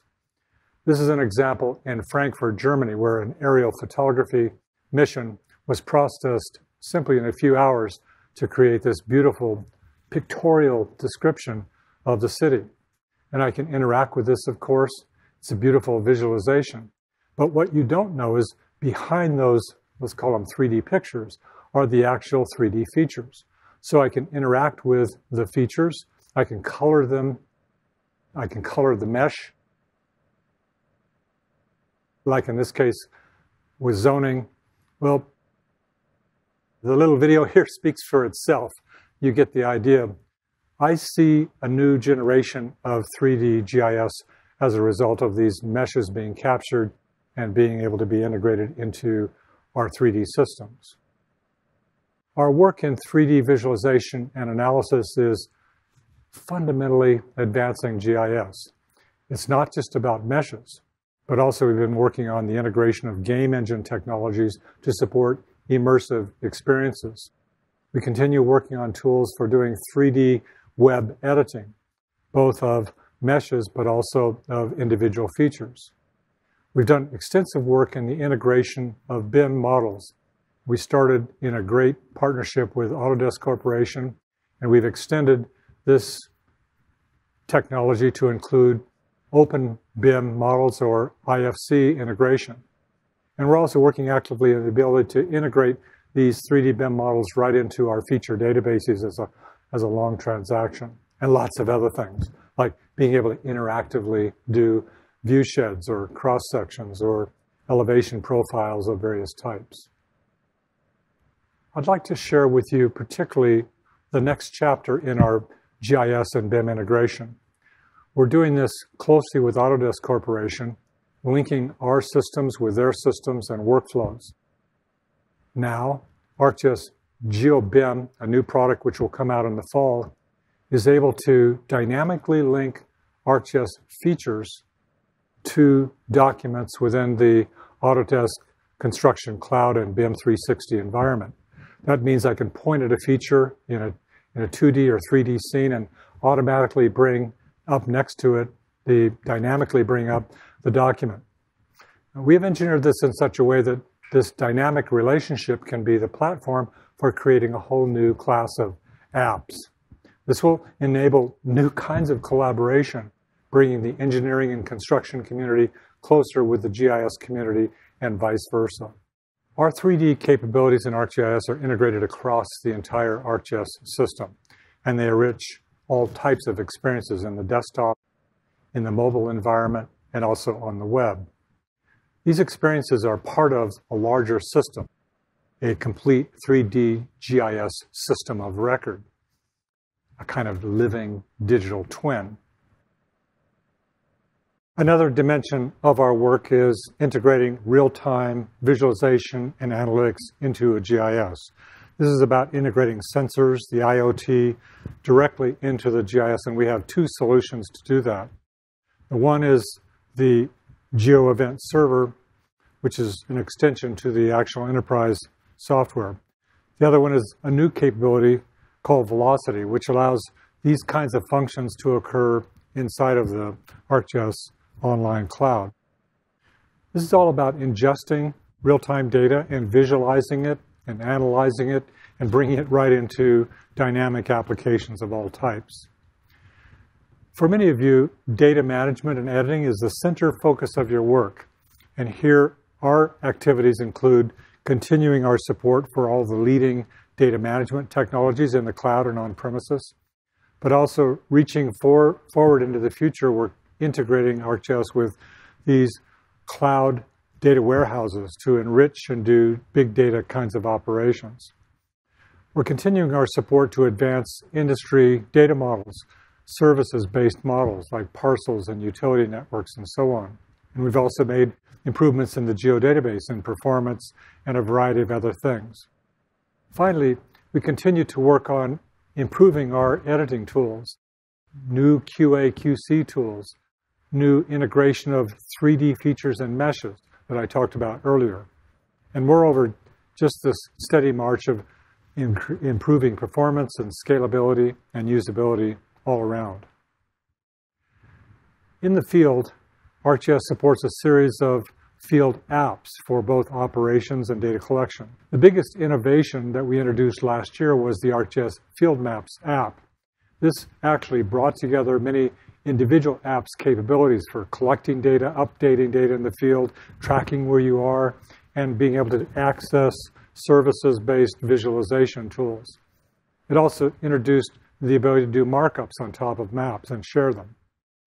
ArcGIS supports a series of specialized data collection tools like Survey 123 and Quick Data Capture, and also it locationally enables other aspects of field work like with Tracker and Navigator and Workforce. All of these come together around the system to be able to provide operational awareness for people in the office who are tracking their people in the field. App builders are making it easy for our users to build their own apps. This is an environment where there's no code or low code app development. You simply take widgets and build web apps with the web app builder, which has resulted in millions of apps being built, and also the experience builder, which is the next generation of the web app builder, which is more optimized for mobile environments and also has better mapping. For those users who wish to build native mobile apps, we also have a technology known as the App Studio that allows you to build fantastic iOS or Android or Windows environments. And all of these app builders are available to all of our users. The result has been kind of an explosion of custom apps all over the world. ArcGIS supports strong developer capabilities. These are APIs and SDKs for automating and extending ArcGIS on one hand, but also creating whole new apps. Things like the Python API are useful for being able to build scripts and notebooks for automating work. Tools like the Pro add-ins with the Pro SDK and Enterprise SDK allows us to extend basically functionality. In the area of creating apps, our runtime SDKs allow users to create device-specific apps, and you'll see later today the ability to embed these runtime SDKs inside of game engines, which open up a whole interesting world of gaming as it relates to GIS information. Or perhaps our most popular API is the JavaScript API, and this has resulted in millions of web apps. Earlier this year, we introduced a new library of tools, open source APIs like OpenLayers, Leaflet, and more.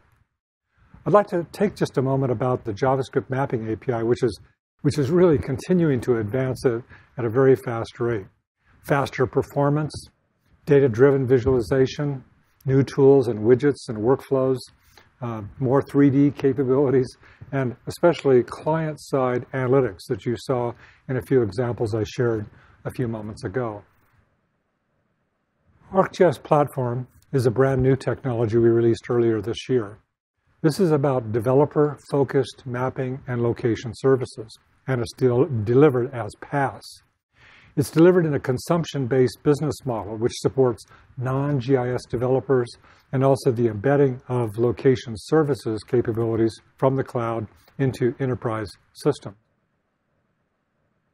Ladies and gentlemen, we're going to take a few minutes break, enjoy a mind rest with music and visualizations by Kevin Eubanks. Many of you know Kevin because he comes to our users conference regularly. He's a world-famous jazz musician, but he loves geography and he loves nature. And, well, I love him. He's just an amazing man.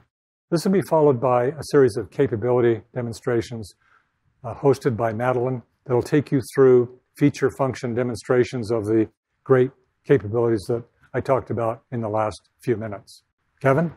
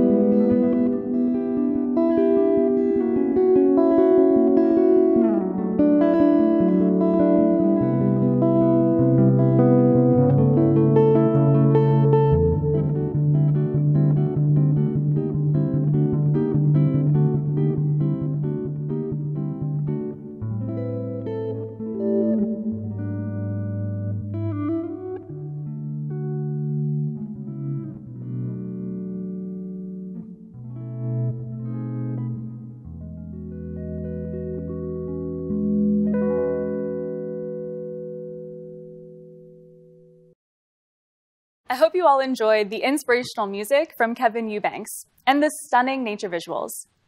I'm Madeline Shoren from Esri's Geo Experience Center. Next, we want to continue to share how GIS is creating a more sustainable future as we highlight a series of presentations that illustrate new and innovative approaches and capabilities of the ArcGIS system. Let's visit southwestern Colorado and the beautiful Telluride Ski Resort.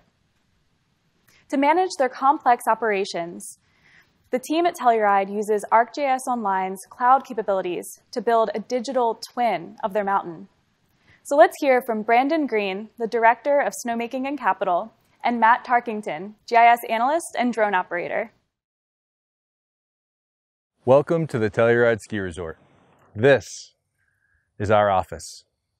Today we're excited to give you an inside look on how we use Cloud GIS to manage our mountain every day.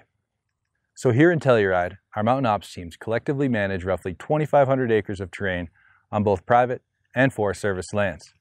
In the summer, this includes golf, hiking, biking, and zip lines, but in the winter, we're best known for our incredible world-class skiing. Our number one goal is to always deliver the best guest experience, while at the same time, never sacrificing safety, maximizing efficiency, and being good stewards of our land. Our typical winter ski season runs from Thanksgiving to Easter, but our operations to support that window of opportunity are year-round. What most visitors to Telluride don't ever see are the people, time, and assets that go into making skiing on these mountains a reality. If we do it right, most people never see or even think about what's hidden below the snowpack, inside the pump houses and motor rooms, or what's happening out on the mountain after dark.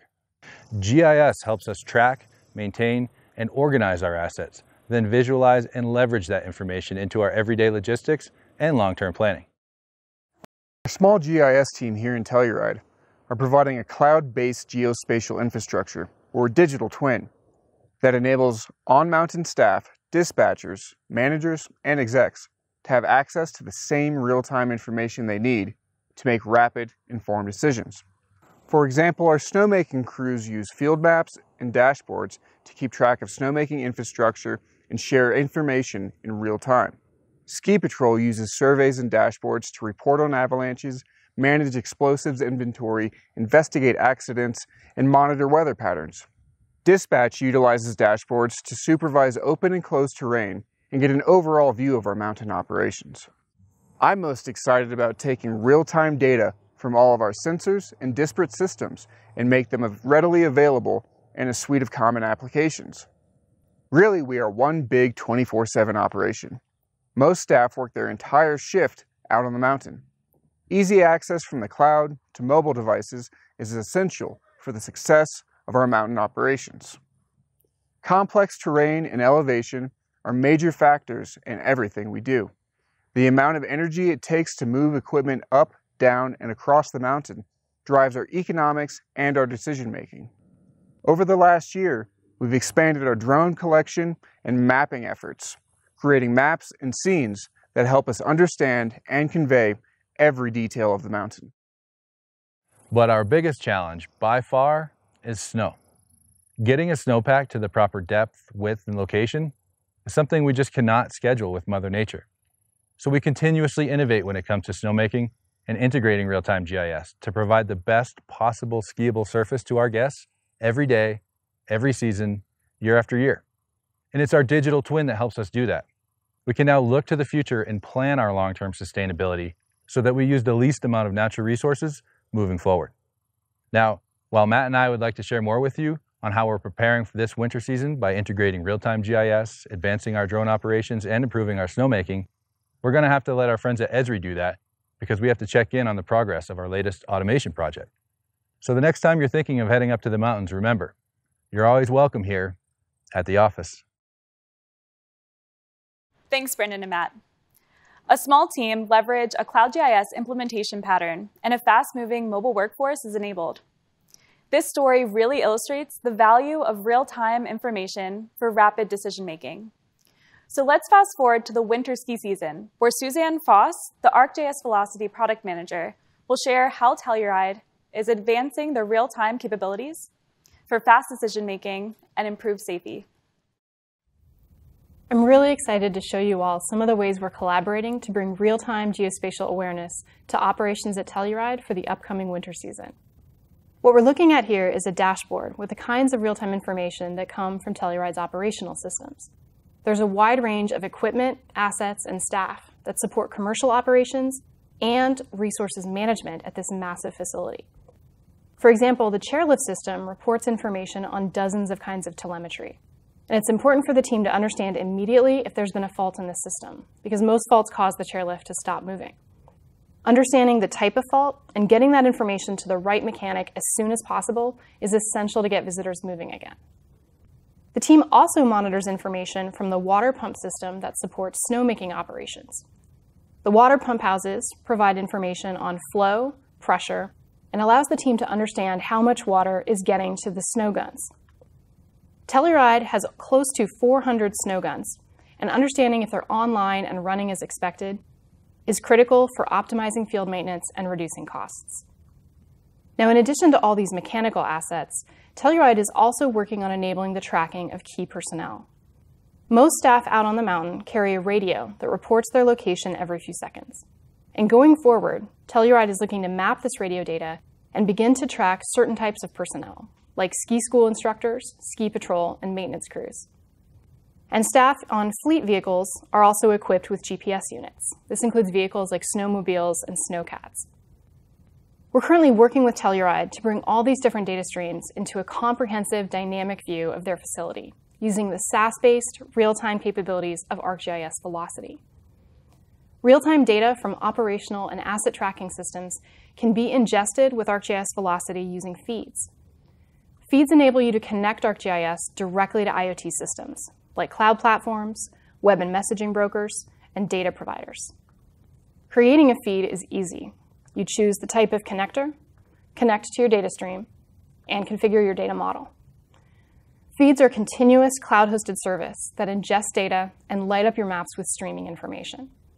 And we're working with Telluride to implement feeds for all these different data streams that they want to monitor. Real-time data ingestion and visualization is an important part of geospatial infrastructure and for Telluride's vision of a digital twin of their mountain. But situational awareness goes far beyond just looking at a live map. The team also wants to identify incidents automatically and drive alerts to the people that need to know. For example, they want to ensure a safe working environment for staff that are out doing different jobs on the mountain, who are often in different vehicles. Staff in snowcats that are out grooming snow on the slopes often have limited visibility due to terrain, weather, and the fact that they often work at night. So they may not always be aware of who's close by, like staff on snowmobiles that can be moving very quickly. What the team wants to do is identify incidents when snowcat operators and staff on snowmobiles are too close to each other. And what's even more powerful about these streaming data feeds is that they can be leveraged in real-time analytics to perform geofencing, incident detection, and drive alerts. This real-time analytic takes the feeds of both the snowmobiles and the snowcats and geofences them against each other to identify locations where they're within a given proximity. Dynamic geofencing like this is a new beta capability in ArcGIS Velocity's latest release, allowing you to perform spatial enrichment, joins, and distance calculations between two streaming data feeds in real time. So let's see how this dynamic geofencing is applied in this use case. First, for each snowmobile position that comes in, the point is enriched with a grid cell from an overall hexagon grid surface across all traversable areas of the mountain. This is over 120,000 polygons, representing areas that are trails or non-forested locations. And for each of these individual grid cells, the area within 250 feet was also pre-generated. This represents the area that a snowmobile could actually reach from any given location. And this traversable area analysis was done because a simple distance calculation between two assets can report that they're close to each other, even if they're actually separated by a barrier. Like in this case, these two assets are separated by a tree line. So in the real-time analytic, each snowmobile position is first enriched with and then transformed into its traversable area, which are the areas shown here in orange. These are then used as a dynamic geofence against the position of the snowcats. If any snowcat is found to be in the traversable area of any snowmobile, an incident link is created, and an alert can be sent to both operators, giving them a heads up to slow down and look out for each other. In order to run an efficient and world-class facility, Telluride has to manage a wide range of assets and equipment and ensure a safe environment for field operations. With the SaaS-based feeds and analytics in ArcGIS, data from disparate systems can be seamlessly integrated into your geospatial infrastructure and provide real-time insights that operators have never had before. Thanks, Suzanne. Implementation of Arcgis Velocity, integration with sensors, snowmaking equipment, and personnel tracking, that's GIS expanding out into the many dimensions of their business. But let's fast forward through time again, switching to drones, to see the benefits that Telluride is achieving using SiteScan for ArcGIS as they fly over the steep terrain above town. Hi, I'm Jeremiah Johnson, an imagery solutions architect here at Esri. And I'd like to talk about SiteScan for ArcGIS, our end-to-end drone solution, and how Telluride Ski Resort is using drones and some of the features that we've been working on over the past year. Telluride's drones are valuable tools for inspecting and modeling the mountain where it's difficult or impossible to reach due to the elevation changes and terrain that Telluride is known for. When building a digital twin of such a complex terrain, it is important to pre-plan the flights before going out into the field. These polygons represent sections of the mountain that were pre-planned based on the elevation, flight time, and line of sight requirements of the drone. This map is saved in ArcGIS Online, which means it's accessible in the field for drone operators using the Field Maps app on their mobile device. The flight crew can also use the Field Maps app to navigate to the designated drone takeoff locations on the mountain. What's great is that this map is also available in the SiteScan flight planning app. Drone operators can verify the area they're supposed to map and view the flight in 3D to confirm altitude and line of sight compliance in the field. Using a 3D terrain service, SiteScan generates a terrain following algorithm that ensures that the drone maintains a constant altitude above ground. This not only maintains compliance with regulations, but also ensures that each image has a consistent resolution over the ground. This creates a better quality data set once processed. SiteScan has another new feature that's valuable for flight planning: Corridor Scan, a unique flight mode that makes it extremely simple to create efficient, automated flights over a corridor with a fixed width and multiple vertices. Creating a corridor flight plan is as easy as selecting a corridor width, then dragging new vertices over the proposed corridor. This corridor scan flight mode, combined with a terrain follow functionality, is perfect for mapping trails, roads, pipelines, power lines, or any other linear feature. Telluride accomplishes mapping the mountain using personnel with a fleet of drones that map the mountain section by section. Each flight is automatically uploaded to SiteScan and our brand new fleet management dashboard available to administrators. Inside of fleet management, administrators can view drone maintenance logs and registration, pilot currency, and all the flight history for the organization. As the flights are completed, the photos are uploaded to the SiteScan cloud for processing. The resulting orthomosaic is incredibly detailed. This is due to the high-resolution drone imagery. Each orthomosaic can be placed on a single map, where it is put together like a jigsaw puzzle. A fundamental enhancement to the power of SiteScan is the incorporation of the Shore processing engine for high-quality, scalable reality capture. Now, in addition to the high-resolution orthomosaic digital surface models and point clouds, SiteScan creates a beautiful 3D mesh that can be analyzed directly within SiteScan or published to ArcGIS Pro, ArcGIS Online, or in an enterprise portal. This 3D scene of the mountain was created from nearly 100 drone flights and over 15,000 images to create a single 3D mesh that covers the entire ski area. Leveraging the scalable i3s format, the entire ski area can be brought in and the dataset performs well in the browser and on mobile devices. This is a complete, accurate digital twin of the mountain. Its resolution is high enough that one can zoom into the beautiful mountain village, view Telluride's famous gondola station, and its journey to St. Sophia Station, and fly to Palmyra Peak, the highest point of the ski area, where we can zoom in to the details of the rock face. These are just some of the exciting new features of SiteScan for ArcGIS. SiteScan enables a new level of reality capture workflow that allows users to digitize their environment and enhance their system of record using drone technology. Thanks, Jeremiah. It's so interesting to see how Telluride is using drones, building their digital twin and using high-resolution orthomosaics and 3D meshes as the foundation.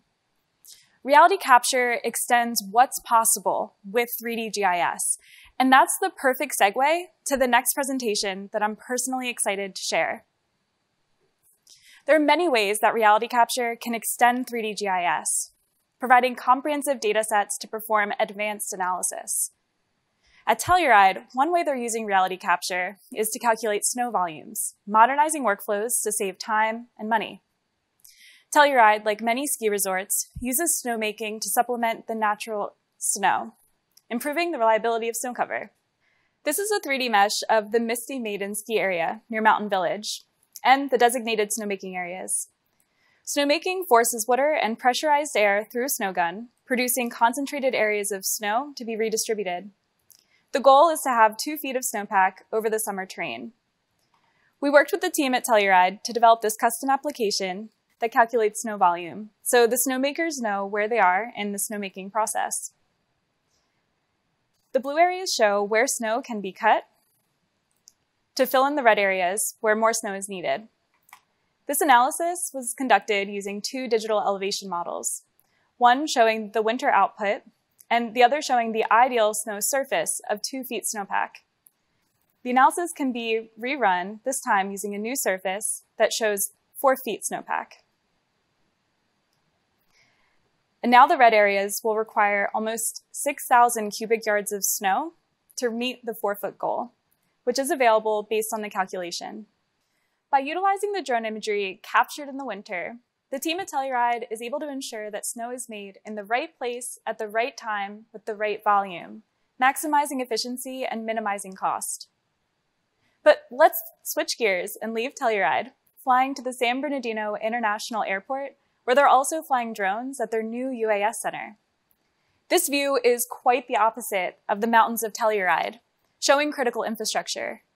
Here we can see miles of concrete taxiways and runways that need to be evaluated regularly for safety. Historically, this has been done in person, requiring hundreds of hours of on-the-ground survey work. But today, we can apply drones and artificial intelligence algorithms to expedite this process. These tools use AI and deep learning to identify pavement failures, quickly examining the runways and taxiways for cracks. Here we can see the output of the deep learning model, which identified cracking in between the slabs that's built into the concrete. It also picked up on some early cracking, so the repair process can begin as soon as possible. By identifying these cracks in their early stages, using drone operations and AI tools, the cost of repair can be dramatically reduced and safety enhanced. Switching gears, let's travel to the Netherlands and look at another example of reality capture, this time exploring a new development in the town of Almere. This is a 3D mesh of the area, created from hundreds of images collected by Caval 10. At 3 centimeters resolution, we can see incredible detail, including the sand dunes that the development is built on. The detail is exciting, but it's made even more powerful by using underlying GIS attributes to make it completely interactive. Clicking in the scene, for example, identifies the roads and parking spaces in the 3D mesh. Or we can quickly identify individual characteristics of buildings in the scene. We can also start to add in additional layers for information for more enhanced visualization. For example, adding in a living atlas layer from the Netherlands that shows traffic signs, or a 3D polygon to illustrate flood risk for sea level rise of 2 meters.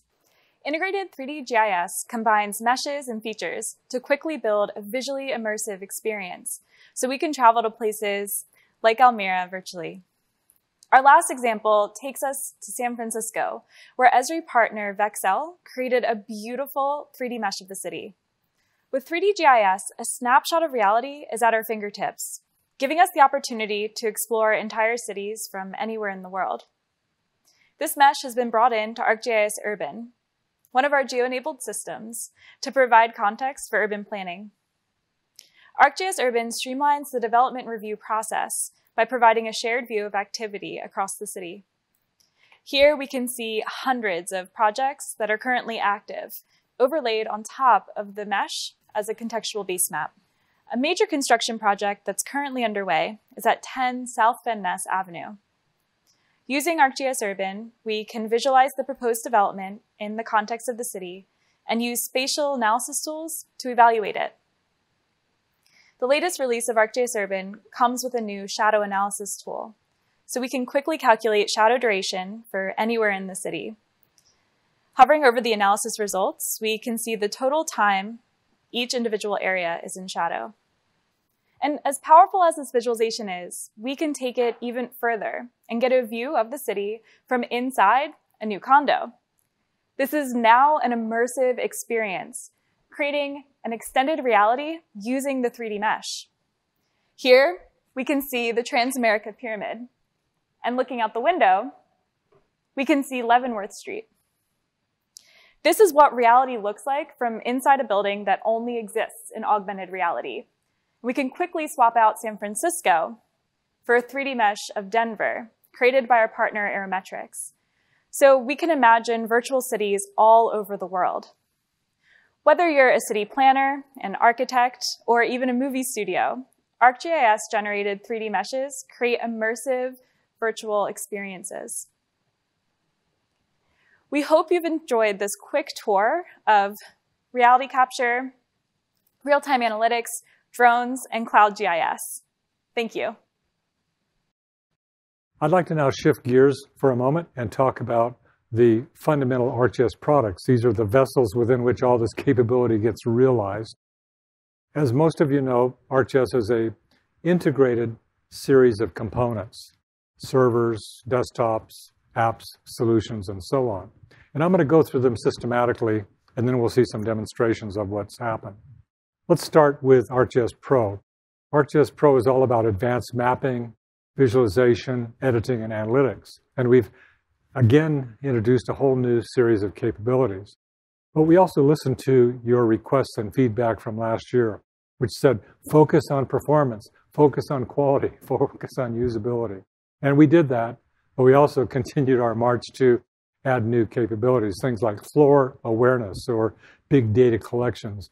And again, in the workshops, you'll see a lot of this material exposed. And there's, yet again, more coming.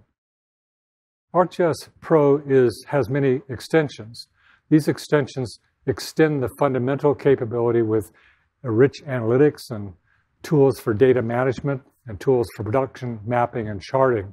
And again, there'll be specialized workshops on each of these. The second big technology of the family is the Arcgis Enterprise.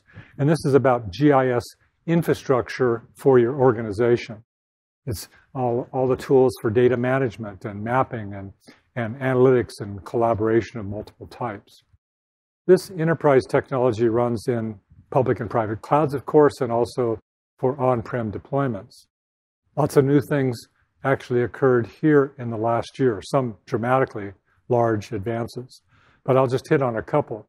You've been asking for better distributed collaboration, like two-way synchronizations between different systems, updating a map in one system and having it send a little updatogram over to another one and automatically update, and many others. What's coming next is our support for enterprise in the cloud, and also the integration of our technology to these big data warehouses that I mentioned earlier in my talk. But I'd like to focus especially on a huge advancement which happened with this latest release, which is Kubernetes support. ArcGIS on Kubernetes is the implementation of ArcGIS in a cloud-native architecture. And for some of you, you'll be enormously interested in this when I tell you about it. Others will continue using Linux or Windows for the implementation. But cloud-native architecture means that we take a piece of software like Enterprise and we divide it up into a series of microservices. These are the little things that the software does. And you can deploy these on different computers within the overall cloud environment. This means I can really scale out the technology to deal with very large number of users or very high amounts of computation. This is not for everyone, but it is for organizations who are using Kubernetes and want to take advantage of this scalability. It's supported on AWS and on Azure, and also for users that use the IBM Red Hat OpenShift environment. The third capability or part of the ArcGIS system is the Arcgis Online environment. And this is a massive global system for mapping and analytics, all in a SaaS environment. There are actually over 10 million users now that subscribe to this, and they're making millions and millions of data sets available for use by others. Trillions of maps actually get made out of this environment, and we're continuing to work hard on many fronts. I've already covered a lot of the new and improved capabilities in this system, like the new map viewer and charting and a bunch of others. Again, I invite you to the workshops here because you'll be able to be engaged and share what you're thinking about our work, and also share your feedback on our plans going forward. The Arcgis Online environment has a number of extensions. One of my favorites I've already talked about is Arcgis Hub. This is about supporting engagements with other citizens or with other organizations. Organization collaboration is supported with these tools. And I'll just underline this point that it's about organizing things. It's about organizing initiatives in an organization for collaboration or whatever. It's about organizing people, and it's also about organizing activities. Lots of neat workshops on this environment as well. Arcgis solutions are a different kind of product. They lay on top of the other products. They're industry-specific maps and apps that are pre-configured. You simply download them and implement them into your systems, and you're ready to go for a whole new series of applications. They're extensive. They're transforming local governments quickly. We used this kind of pattern for the COVID response, where people were setting up dashboards very quickly. But in emergency response and utilities and so on, they're very easy now to deploy, and they're also completely supported just like our other software products. And the best part for many of you will be that they are free. They're freely disseminated, and they're helping organizations really realize huge value right away. We're now going to pause for a moment and see some amazing demonstrations of all these products that I've been talking about. That's going to be led by Madeline and Akita, showing the feature functions of how these capabilities are showing up in different products. So, Madeline? Thanks, Jack. The latest release of Arcgis Pro focuses on performance and productivity improvements, in addition to new capabilities. Let's take a quick tour of some of the new features in Arcgis Pro, starting with cartography enhancements. This is Esri's world imagery from the Living Atlas that many of us use daily. Because imagery is typically gathered at midday to reduce shadows, the texture of the terrain is lost. But Arcgis Pro now includes new cartographic enhancements and blending tools, so we can quickly blend this hillshade with the imagery to give it more definition, so now the terrain really shines through. Blending can be used with other features as well. This layer shows California fire perimeters spanning over 100 years, with many of the boundaries overlapping each other. With this new cartographic capability, the features can be blended to understand areas of high fire occurrence, amplifying color intensity as the features overlap. So the highest incident areas are visualized in this bright orange. And finally, an overlay mode can be used to bring these two layers together, combining the fire perimeter data with the underlying terrain to create one beautiful map. Another exciting new feature is the ability to change selection symbology. With many overlapping boundaries and polygons, the default outline symbol can make it difficult to interpret the selection. By updating the selection symbology to a hatched fill, the selection set is much easier to see.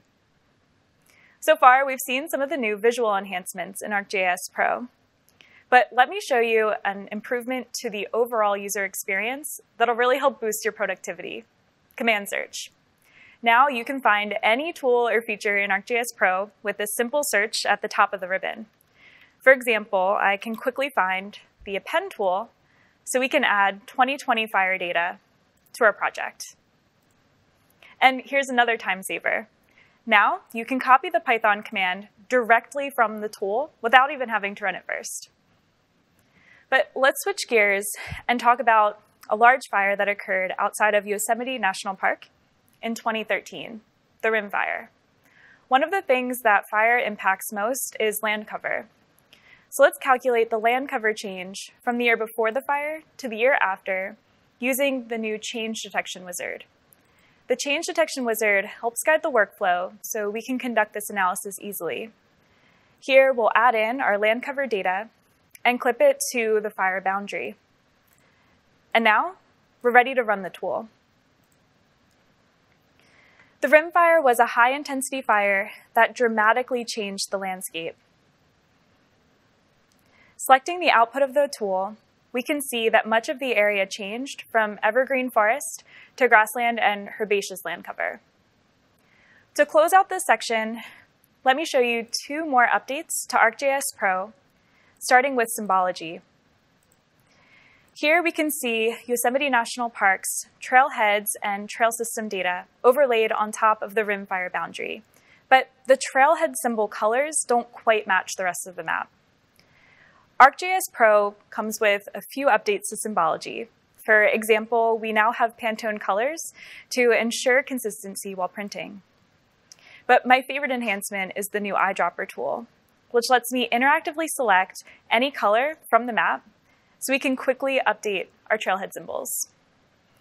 And finally, selecting anywhere in the rimfire boundary, new and improved pop-ups help us understand more about the fire itself. These pop-ups have the ability to split elements horizontally and vertically and use HTML for customization. They can also display 360-degree images, creating an immersive experience directly inside the Arcgis Pro interface. This was a quick tour of some of the new visualization and productivity enhancements in Arcgis Pro. Now I'm going to hand it over to my colleague Ankita to talk about and share another set of exciting capabilities called data engineering. Thanks, Madeline. In Arcgis Pro, we have added a new experience to help make your data analysis ready. This experience is called data engineering, and it will streamline your data preparation tasks by visualizing, exploring, cleaning, and transforming your data. Let me show you a few capabilities of the new data engineering view. This is the US county-level unemployment data for April of this year. I can right-click this layer and open the data engineering view. On the left, I see a list of all the fields this layer contains and their different data types.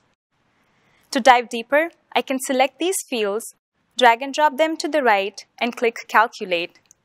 We now see these powerful chart previews for each field and their summary statistics like minimum, maximum, standard deviation, all the way up to sophisticated statistics like skewness and kurtosis. These statistics help me understand the data. For example, the average unemployment rate is 4.9%. Over 9 million people are currently affected by unemployment. And the presence of outliers show me that some counties are suffering more than others. To visualize this data spatially, I will use the Update Symbology button. This button dynamically updates the map symbology for each field and helps me visualize spatial patterns. For example, we see stronger spatial patterns of unemployment rates in the western and southern parts of the country. I can also look at the predominant industry in each county. Another quick way to visualize your data is through charts. The Create Chart button automatically creates a bar chart for a categorical field like state name. I can select any state, for example, Nebraska, and click Calculate to see the unemployment statistics for just Nebraska. This visual and interactive interface helps me quickly understand my data, saving time and hundreds of clicks. Data engineering also includes a subset of geoprocessing tools to clean, construct, integrate, and format the data. Here are 3 examples. First, I want to show the Fill Missing Value tool. Here I have 14 counties with missing unemployment rates.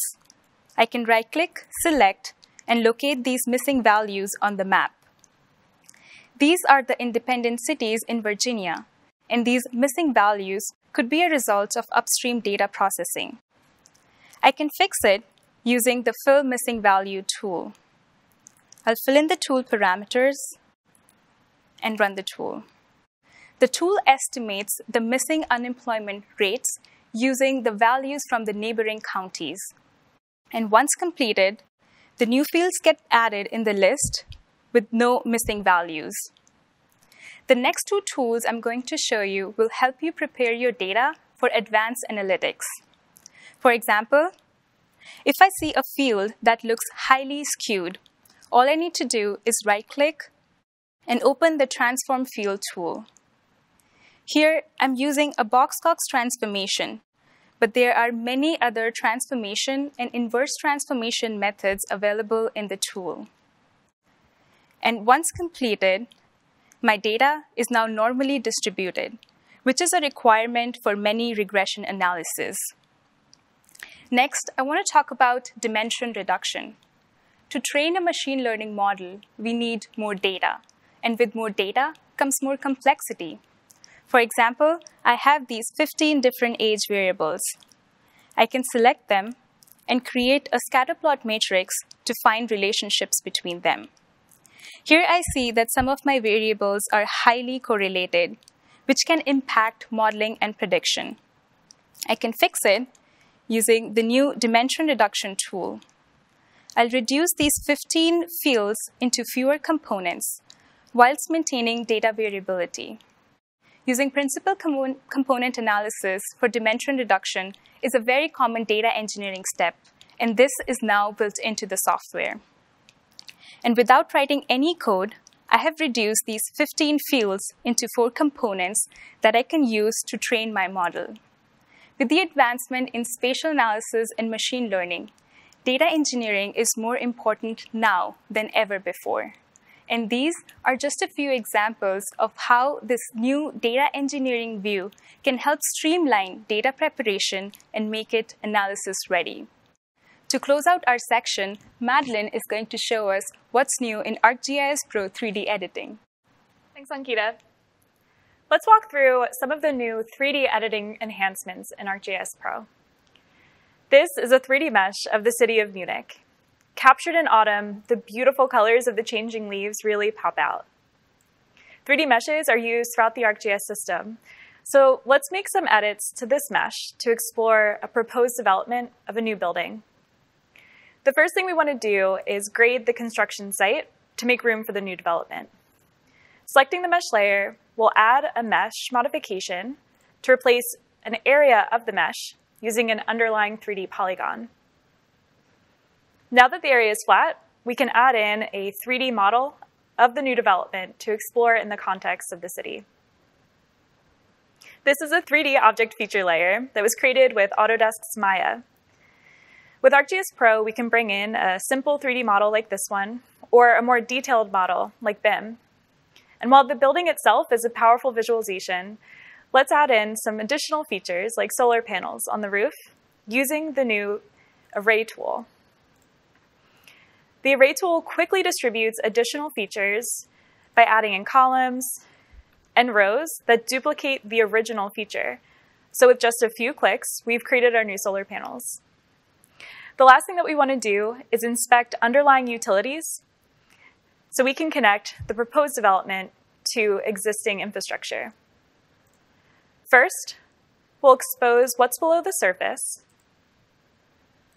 so we can get a look at some of the underground utilities that are currently running through the street. And now we can add in a new fire hydrant and connect it to an existing water line. The new 3D grid feature helps guide our edits.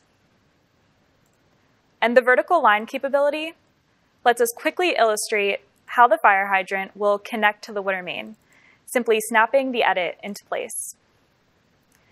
All of these enhancements and many more are available for you to use today in the latest release of ArcGIS Pro. We can't wait to see how you incorporate them into your daily work. Now I'm going to hand it over to my colleague Kenyon Wilker, who's going to show you what's new in ArcGIS Online. Hi, I'm Kenyon Wilker, and today I'm excited to share updates to 4 areas in ArcGIS Online. ArcGIS Online is Esri's SaaS solution for organizations that need to create, share, and explore maps, data, and apps to help solve geospatial problems. Many of us begin our data discovery and exploration in web maps. And I'm excited to share that the next generation map viewer is now in general availability and can be set as your default viewer. Let's use it to explore some enhancements to web mapping. Blending is one of the most exciting capabilities in the new map viewer and across ArcGIS.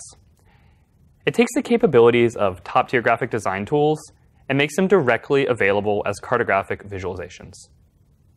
Here, we have world hillshade with demographics data on top of it. Normally, we use transparency to show these layers together, losing some of our color in the process. But now, we can use the multiply blend mode to easily fuse topography into our map, while keeping the informative colors of our demographics data. We can also use blending to further engage our viewers by focusing our map. In this case, we have a population density raster that shows more precisely where people live. We can use the destination in blend mode to show only where our demographics data overlaps with our population density raster, deepening our understanding of these demographics. Performance enhancements in the map viewer enable us to easily symbolize and dynamically explore our data. Here, I've symbolized thousands of census tracts by the percentage of the population that are renting. Using the range slider, the map gives us feedback, enabling us to explore our data dynamically. Now, let's explore charting in the new map viewer. You can create a variety of charts, including histograms, bar charts, and scatter plots. I've created a scatter plot to continue to explore our renting data along with the millennial population in the US. Notice that the chart automatically picks up my map's colors. On the bottom right, we have several outline tracks. Selecting them on the chart also highlights them on the map. And zooming in on some, the map continuously updates my symbology, enabling me to continue to explore this data dynamically. Next, let's explore what's new with configurable applications. With the recent update to Arcgis Online, you can now create applications directly from the new map viewer. Let's create an instant app. And we'll use the minimalist template.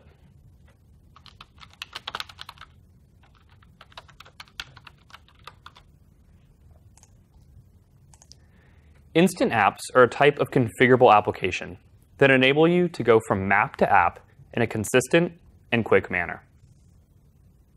In the Applications Express setup, we'll start by verifying the map in title, selecting our widgets, previewing the application on a variety of screen sizes, before publishing the application. You can see that we've quickly created an application with an intuitive and engaging user experience, where we can continue to explore demographics across the US. Next, let's look at what's new in dashboards, a configurable application that enables you to monitor and explore your data. Here, we have a dashboard showing outages across the US national power grid with PENS data from our partner GridMetrics. The GridMetrics PENS data is monitoring the health of the US national grid by watching the telecommunications network to see when and where it loses power, like here outside of Houston, Texas. And since dashboards are built off the JavaScript 4.x API, we can interact with advanced functionality authored in the new map viewer, including dynamically filtering clusters like these power grid outages, along with their dynamic labels. Next, let's look at another recent enhancement in dashboards, support for Arcade. Within a dashboard, we can use Arcade to extend functionality, enabling us to automate additional feature-driven visualizations and calculate attributes on the fly. Selecting an outage in Wayne County, Michigan, I see the list informs me what time the outage started at, but I also want to understand what the current duration of the outage is. To do that, we'll go into our list and add an Arcade expression that calculates the duration of the outage by subtracting its start time from the current time. The expression also highlights recent large outages. Another recent enhancement to dashboards is keyword search and multiple filter reset. Searching for Wayne County, Michigan, the arcade expression informs me of our recent outages, and I can see our new duration attribute in the list, letting me understand the current time that the power's been out. Selecting one of the new outages, we can even view critical infrastructure like assisted living facilities in its immediate vicinity. And finally, one of the premier capabilities of Arcgis Online is access to the Living Atlas, with thousands of authoritative layers and applications. Some of the most recently updated or added features include updated base maps, like new localized languages and stylized base maps, updated multispectral imagery, including new Sentinel-2 releases for land cover classification, updated population demographics, including the most recent ACS statistics, and even ready-to-use deep learning packages, like this one for Sentinel-2 land cover classification. Let's explore another new data collection in the Living Atlas, the National Geospatial Data Asset Portfolio, also known as A16 layers. We've worked with the US federal government to make these available through a centralized set of resources.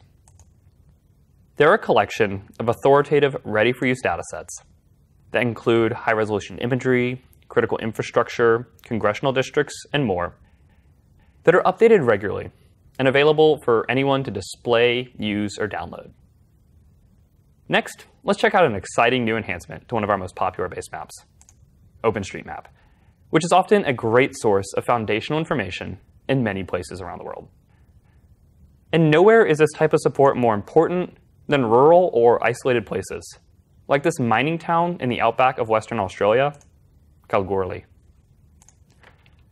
Zooming in on the town center, we can see that only the main part of the town has been fully mapped on the classic OpenStreetMap. But now, Esri includes the daylight distribution as the default OpenStreetMap base map, enhancing the great work of the OSM community with the help of Microsoft's MS Building Footprint AI model for additional geographic validation and levels of detail. Arcgis Online is constantly growing and evolving, adding new capabilities and information with every release. When we bring all these capabilities together, we can create insightful and engaging applications like this one that uses cartographic blending, data from the Living Atlas, and the JavaScript 4.x API to display US ship traffic over the past 3 years. This is just a piece of all the new capabilities in Arcgis Online available to you now. And I encourage you to try out these features and more to explore your data and solve geospatial problems. And now, I'll turn it over to my colleagues, Philip Peedy and Mark Carlson, to share some exciting news about the next evolution of Arcgis Enterprise. Welcome to our Network Operations Center, where we can monitor the resources that power many of our Arcgis Enterprise deployments. I'm Philip Peedy, and I'm the lead product manager for Arcgis Enterprise. And I'm Mark Carlson. I'm a system architect, and I often use system monitors like these to help maintain the health of large ArcGIS systems and verify that services are within their service level agreement. We want to talk to you today about a game-changing new deployment option for Arcgis Enterprise. Some of you will be ready and interested in this today, and for the rest of you, this is a heads up, because this technology is likely to be of interest to you as well in the years to come. We've been hearing from many of you that you're increasingly setting up larger and more complex deployments of Arcgis Enterprise to power an expanded number of workflows within your organizations. As Mark alluded to, the systems are getting bigger and more challenging every year. So let me introduce you to Arcgis Enterprise on Kubernetes. It's a new deployment option for Arcgis Enterprise, in addition to our existing offerings on Windows and Linux. It's fully cloud native, with a microservices architecture that provides inherent high availability without any additional configuration. For those of you already comfortable with modern cloud patterns, it built upon the same IT standards that you use in the rest of your organization, so that you can reuse that experience and knowledge. And it runs equally well, both in the public cloud and in your own private cloud environments behind your firewall. Building upon the industry standard and open source Kubernetes framework, you get the benefit of a simplified deployment experience, as well as dramatically simplified upgrades. So let's take a look at how this can be of benefit. During last year's spike in wildfires, I was hosting this wildfire feature service, and the demand of the service exceeded what we were expecting, so I had to add multiple machines to respond to the increased demand. Let me show you how Arcgis Enterprise on Kubernetes can expedite this type of work. Here is the new manager interface. From here, I can see an overview of the logs, data stores, and even the service pods. Now, a pod is a deployable object inside of Kubernetes that contains microservices. And we can also view services by selecting services on the left. Let's view my wildfire feature service by selecting on the hosted folder. And then let's select my feature service. From here, I can see the overview status and more. I can also see how many pods are running for my feature service. And when I need to modify the resources available, I simply click on the Settings tab to view and edit the resources that have been prescribed. And instead of having to add entire servers to distribute the increased load, I can simply increase the number of pods, or even increase the amount of CPU and memory. It's that easy to increase the resources available to a service. And I don't have to install any new software or do any other type of server configurations.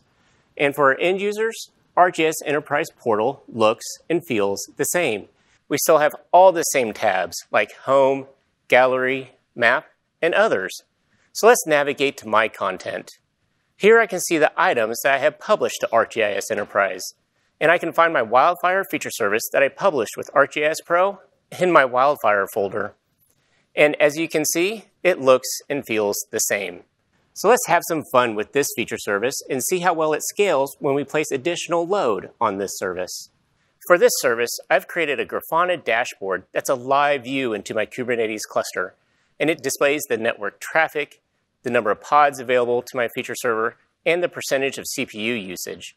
I have also configured ArcGIS Monitor to alert me when the response time of the service exceeds 1 second. And as we can see in the Monitor dashboard, we are well below my threshold, and there are currently no alerts. So let's place some additional load on our feature service. And at first, the feature server is able to handle the requests, but then it starts to get overwhelmed as seen in the increased CPU usage.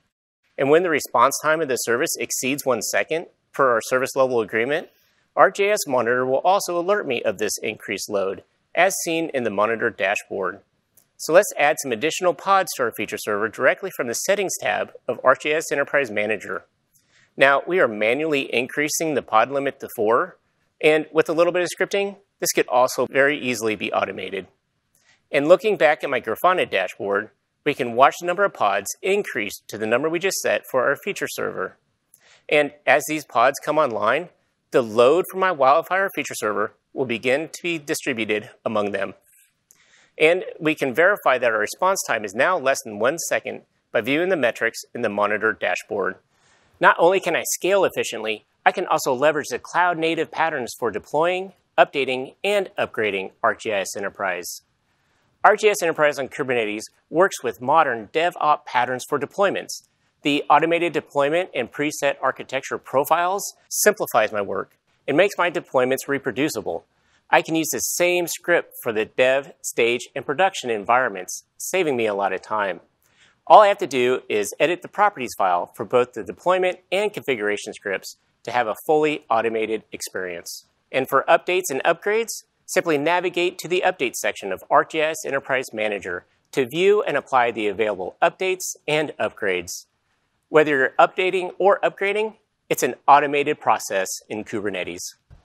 So let's take a look at how these updates work behind the scenes. When updating or upgrading to a new version, we apply a number of techniques to reduce downtime and interruptions. And we do so smartly based on the type of microservice that's being updated within the system.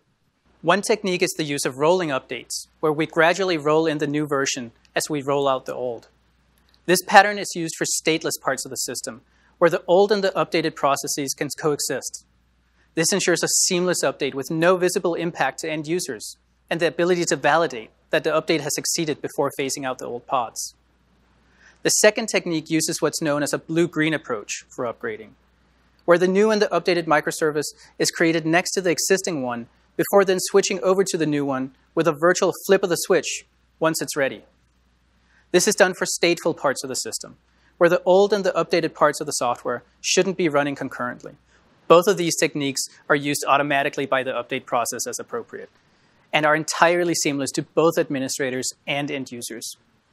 And the part that I like is that it minimizes any interruptions on my production machines and ensures confidence in the system for my users.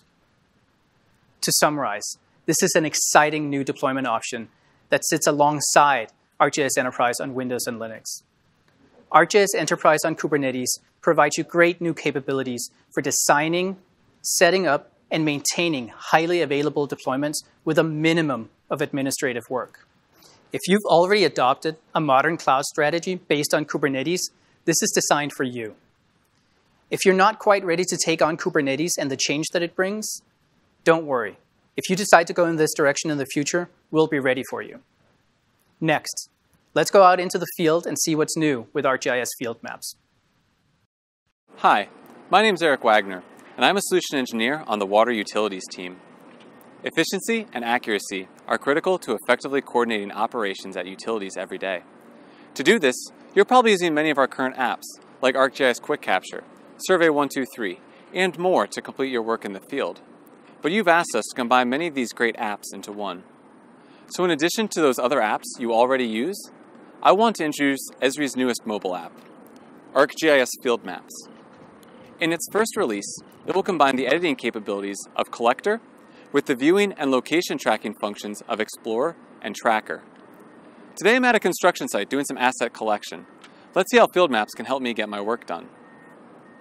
Viewing and understanding the specific details about all of your utilities assets is critical to daily operations. For example, I can look up additional information about this valve at the end of the street. I can also take a look into its historic maintenance records as well, and in particular, see the work that was done last January.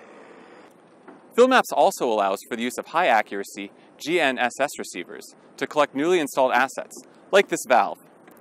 With 2 taps, the location is recorded. Now information about the valve needs to be entered. Field Maps allows collected asset information to be placed into logical groups to simplify data entry. When combined with default values and drop-down lists, data collection is faster and easier.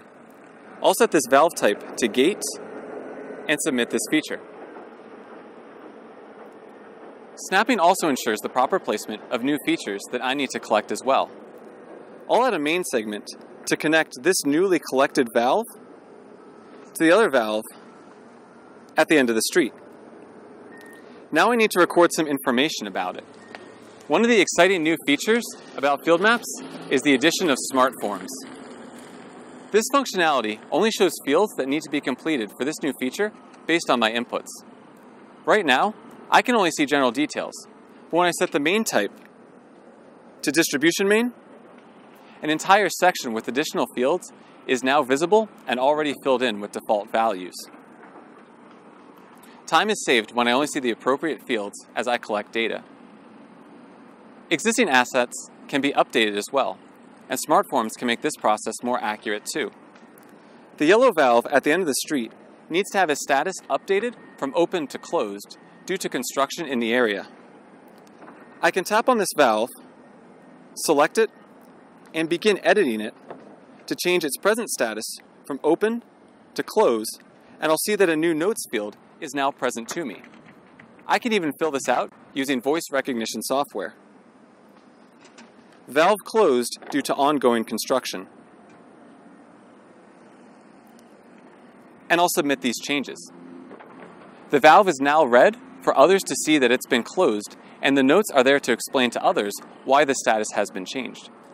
I can also share information using markups. Notes can be added to the map for others to understand conditions on the job site. Due to active construction on the houses behind me, I can't GPS newly installed water laterals. So here, I'll add a markup to this location, and I'll add a note to it saying that construction is in progress and submit it. As you've seen, Field Maps allows data to be viewed and collected in the field, but it also lets users share their locations with managers throughout the day to improve coordination between field crews. I can turn on Tracker by tapping on the top of the screen and flipping the switch next to Track My Location. And if I want to see those tracks from throughout the day, I can turn this layer on in the map as well.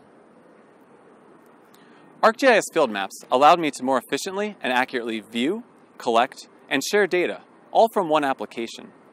But what does it look like to coordinate an entire team of field workers? Let's go back into the office and take a look. No matter which apps you use out in the field, your crews and assets can be visualized in an ArcGIS dashboard. This increases coordination at organizations of any size through a common operating picture. Dashboards allow managers to make informed decisions with real-time data. Here, I can see information about my assets, field crews, and open work orders. Scrolling through my list, I can see we have a main break, which requires an immediate response. Since I know the locations of all of my field crews, I'm able to determine who's closest to this incident. And it's Jay, who's about a mile away, so I'll reach out to him first.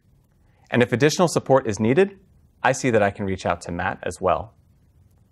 As this situation unfolds, understanding all of my nearby assets, such as service connections or fire hydrants, begins to paint a valuable picture of what might be impacted when this leak is isolated.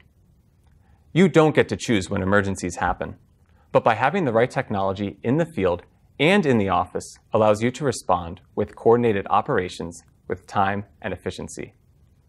Now let's continue our journey and learn about the new features of ArcGIS Story Maps with Jennifer Bell and Ashley Dew.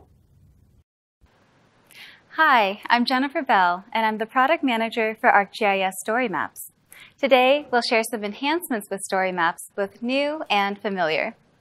Organizations and authors like you are creating thousands of stories every day, with narratives ranging from climate change to racial equity to sustainability. Let me show you an example of one of these stories. I'll turn on autoplay to get an overview. This is a story about tree shade equity. Leaders from the city, community organizations, and universities are coming together to address the distribution of tree cover across Los Angeles. This immersive combination of text and media, including detailed images, informative maps, and engaging videos, bring life and meaningful context to your work, leading to understanding, which can bring an embrace of community and the possibility of change. Visualizing tree canopy with web maps like this one helps display tree shade inequities, especially across LA's diverse communities. Here, we see a contrast in tree canopy between neighborhoods. Story maps provide historical context for your narratives by visualizing timelines that help readers understand the history of the impacts felt today.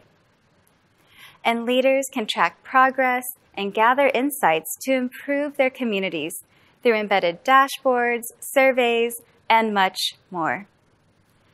Story maps combine text, maps, and media to help deepen the inherent value and power of any story. Now let's take a deeper dive into the new storytelling capabilities. And who better to show you than Ashley Dew, product engineer on the Story Maps team. There are many exciting releases in Story Maps, capabilities you've been asking for. I'll share a few of them while we edit this story together. The first new capability I'd like to show you is the image gallery. It lets you quickly batch upload photos from your computer and easily rearrange them the way you want. Image Gallery combines your images into an attractive collage. We now get a glimpse into the work communities are doing to improve shade, like planting trees. In this sidecar, we've added an audio block to add a more human element to your story. Let's give it a listen. Like many U.S. cities, Los Angeles is fighting to overcome the effects of urban heat islands and how they're impacting communities. Another exciting feature is Map Actions. This web map highlights the striking differences in land temperature around LA. You can add map action buttons like these to navigate the map or turn layers on and off automatically. This creates a kind of map choreography. Here, we have South Central LA with hotter temperatures, compared to nearby areas like Beverly Hills or Bel Air that are significantly cooler. The next newest feature I want to show you is the timeline block. The timeline below allows you to visualize a sequence of key dates and events, showing how leaders in LA are addressing change across the city. We'll add one more event to highlight what organizations are doing today, with a title, description, and an image. Creating a timeline is that easy. Next, I want to show you a new enhancement with the swipe tool. As always, you can swipe a map to compare different layers, like tree canopy here on the left and building cover here on the right. And now, you can use the swipe tool to compare different images. Both of these are from neighborhoods in Los Angeles, one with dense tree cover and another with much fewer trees. And you can always leverage your GIS work through embedded apps, like your dashboards. This dashboard is used to track the progress of the City of LA's goal to increase tree canopy 50% by 2028. You can also embed your surveys, like this one, that helps gather community data on the impacts of shade. Lastly, I want to share with you some new ways that you can use a map tour. A map tour is an interactive way to showcase a set of related places. In addition to manually creating them, you can batch upload images or connect to a feature layer, plotting locations on a map in seconds. In this example, we've connected to our survey data to show responses, like Gerald, who wants clean air for his family, or Keisha, who's concerned about her grandmother walking in the hot sun. To finish this story, you can add helpful resource cards like these that show the ongoing work towards a more equitable and sustainable future. Next, I'll send it back to Jennifer, who will share 2 more additional capabilities on how to take your stories to the next level: themes and collections. Consistent design, whether it's for your organization, campaign, or a specific initiative, strengthens your stories. This story uses the default Summit theme, and there are many other out-of-the-box themes to choose from. Let's apply a custom theme that speaks to our environment and to our community. We instantly see the environmental theme applied throughout the story in its background color, its fonts, its buttons, and much more. Here's how we create a theme using the new Theme Builder. Changing the main background color immediately sets a new tone for your story.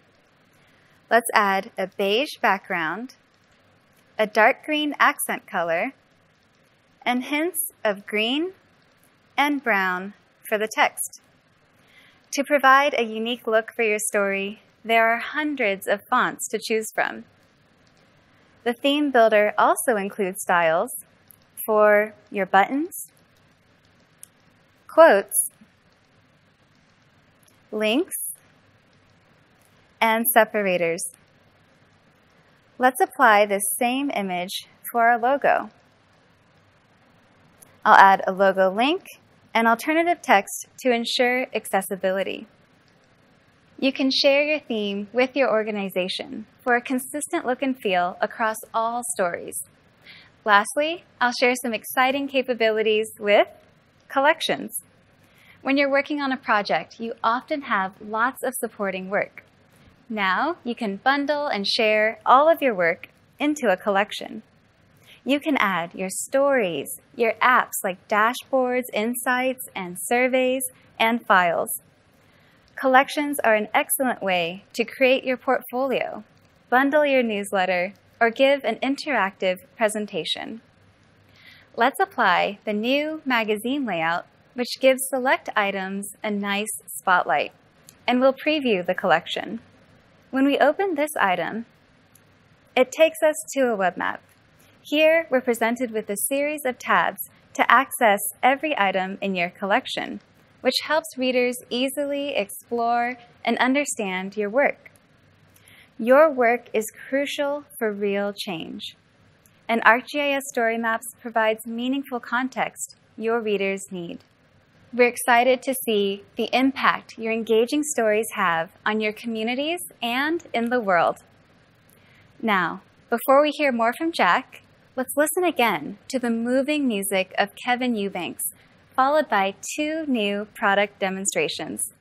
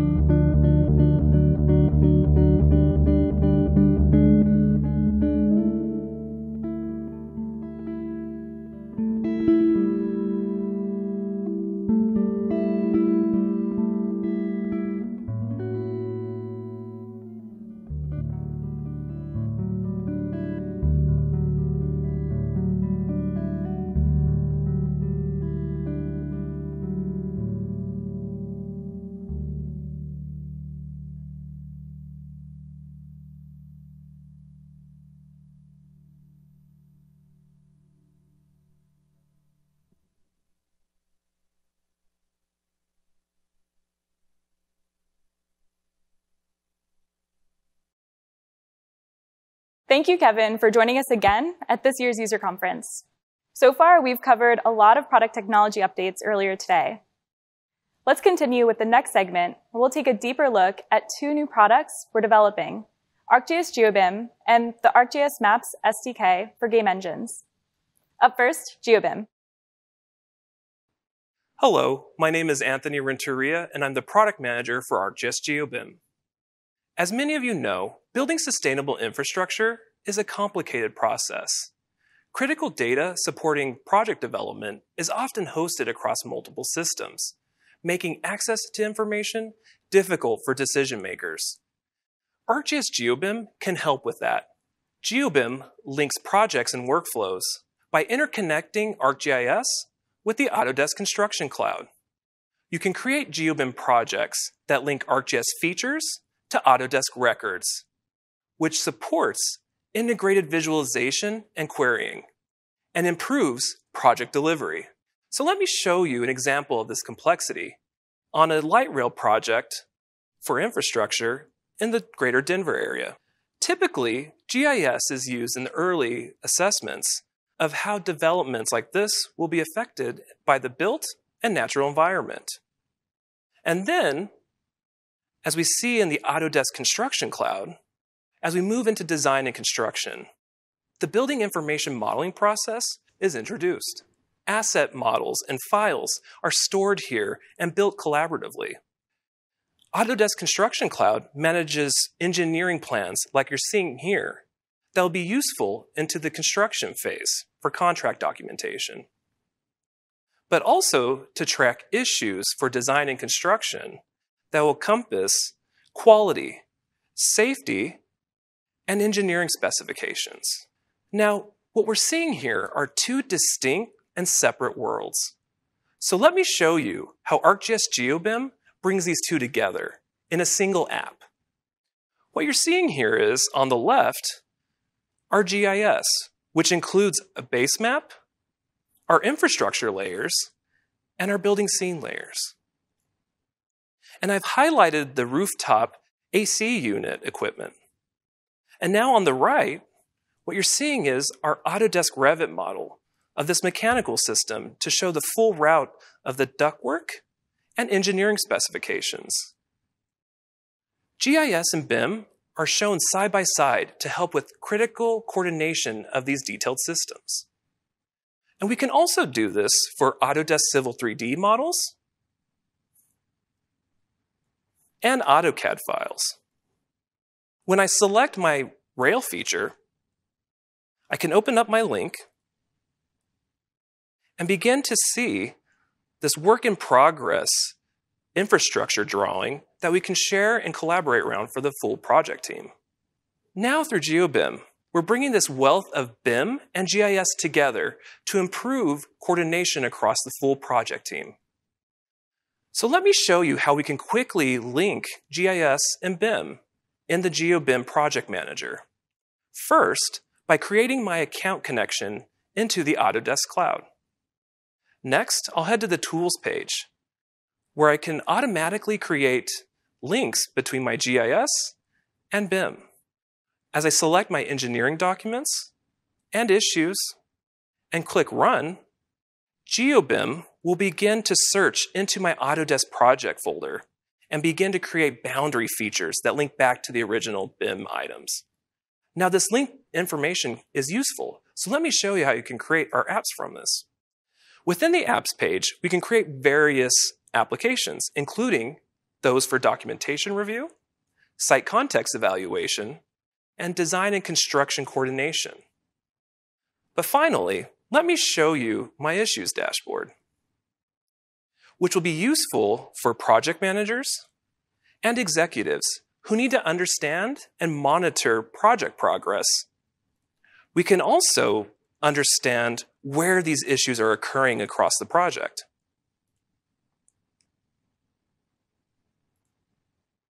And provide transparency into the overall project process for everyone. As you can see, ArcGIS GeoBim will provide a foundation for your projects.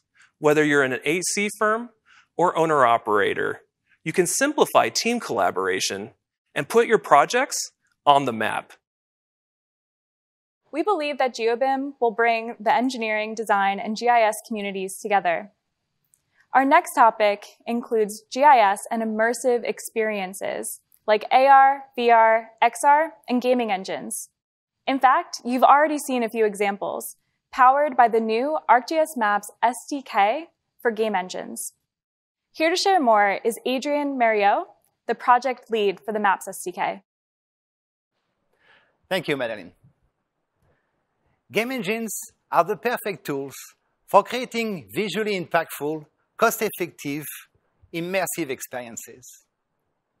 The need for photorealistic experiences in many industries means that game engines are being used today for creating more than just games or movies. They're used, for example, in military simulation, in urban scenario, or in management of natural resources. The Arcgis Maps SDK for Unity and Arcgis Maps SDK for Unreal Engines are two new products currently in beta on their way to join the Esri family. With these plugins, you'll be able to access the Arcgis system from the two most prominent game engines on the market.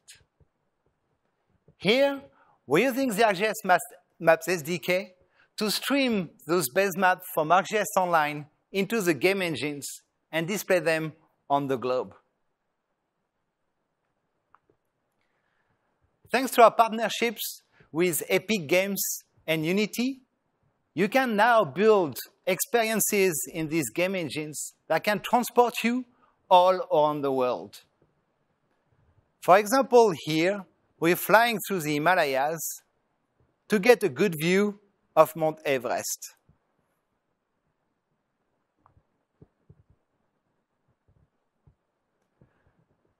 So we are looking at our image and elevation layers displayed in the game engine environment.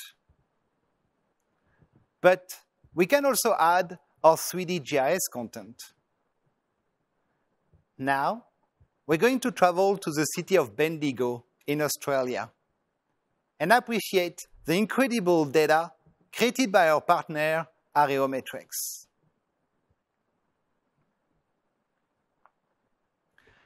The details look amazing, even at the street level.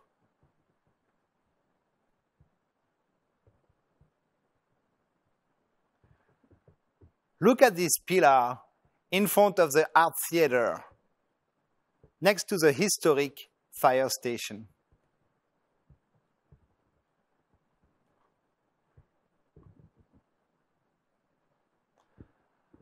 The Maps SDKs make it simple to add these types of layers to the scene, and the development environment removes the complexity of dealing with large data sets and different levels of details. We are now looking at the courthouse right next to the visitor center. We'll pass quickly all the shops on Williamson streets,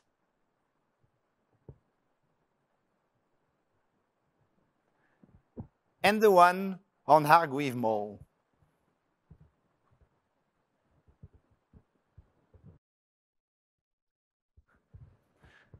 We're now on the street that feels a little bit closed in.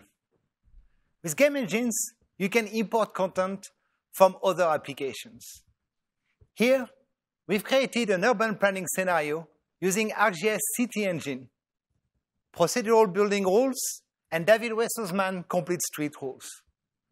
You can see how this design fits with the rest of the city.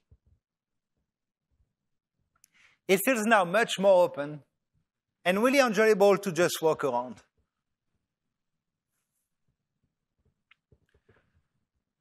You could use this immersive experience to present to the city what the future of that city block might look like.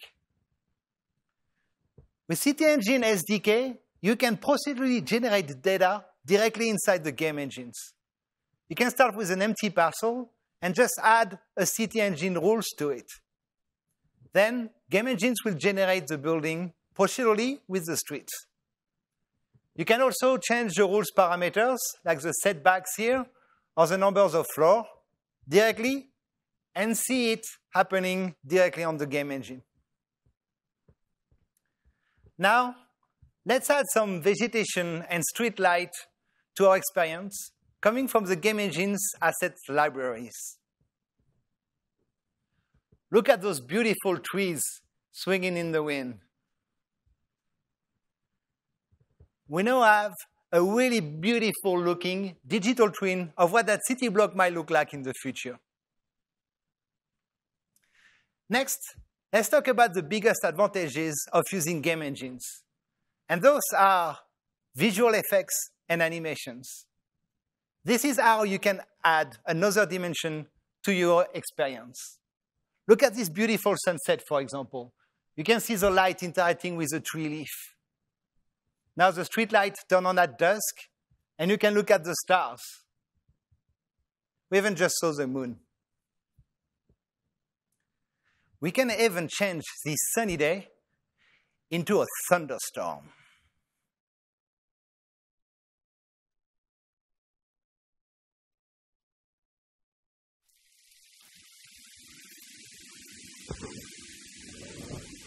Particle systems are a key component of visual effects. Game engines provide easy-to-use tools to be able to create and control those particle systems. That's how artists can create effects like atmosphere, clouds, and rain. Not safe to have an umbrella anyway. Next, you can add and animate real-life characters into your scene.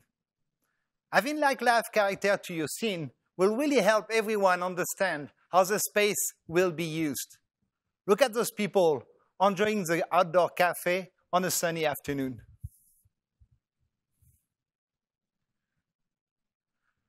To bring more realism to our streets, what we need, of course, is cars.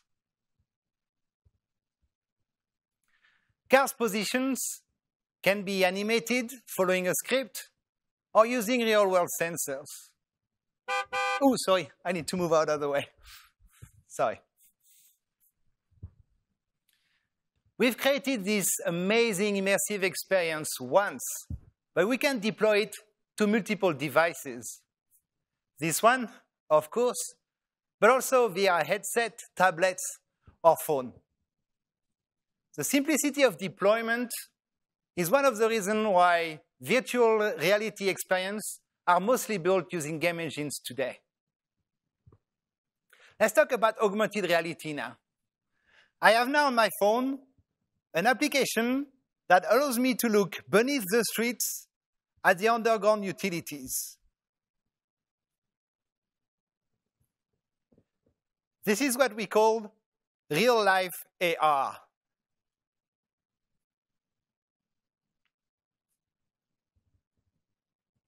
Uh-oh. I think we're having a problem. Our newly designed cafe is on fire.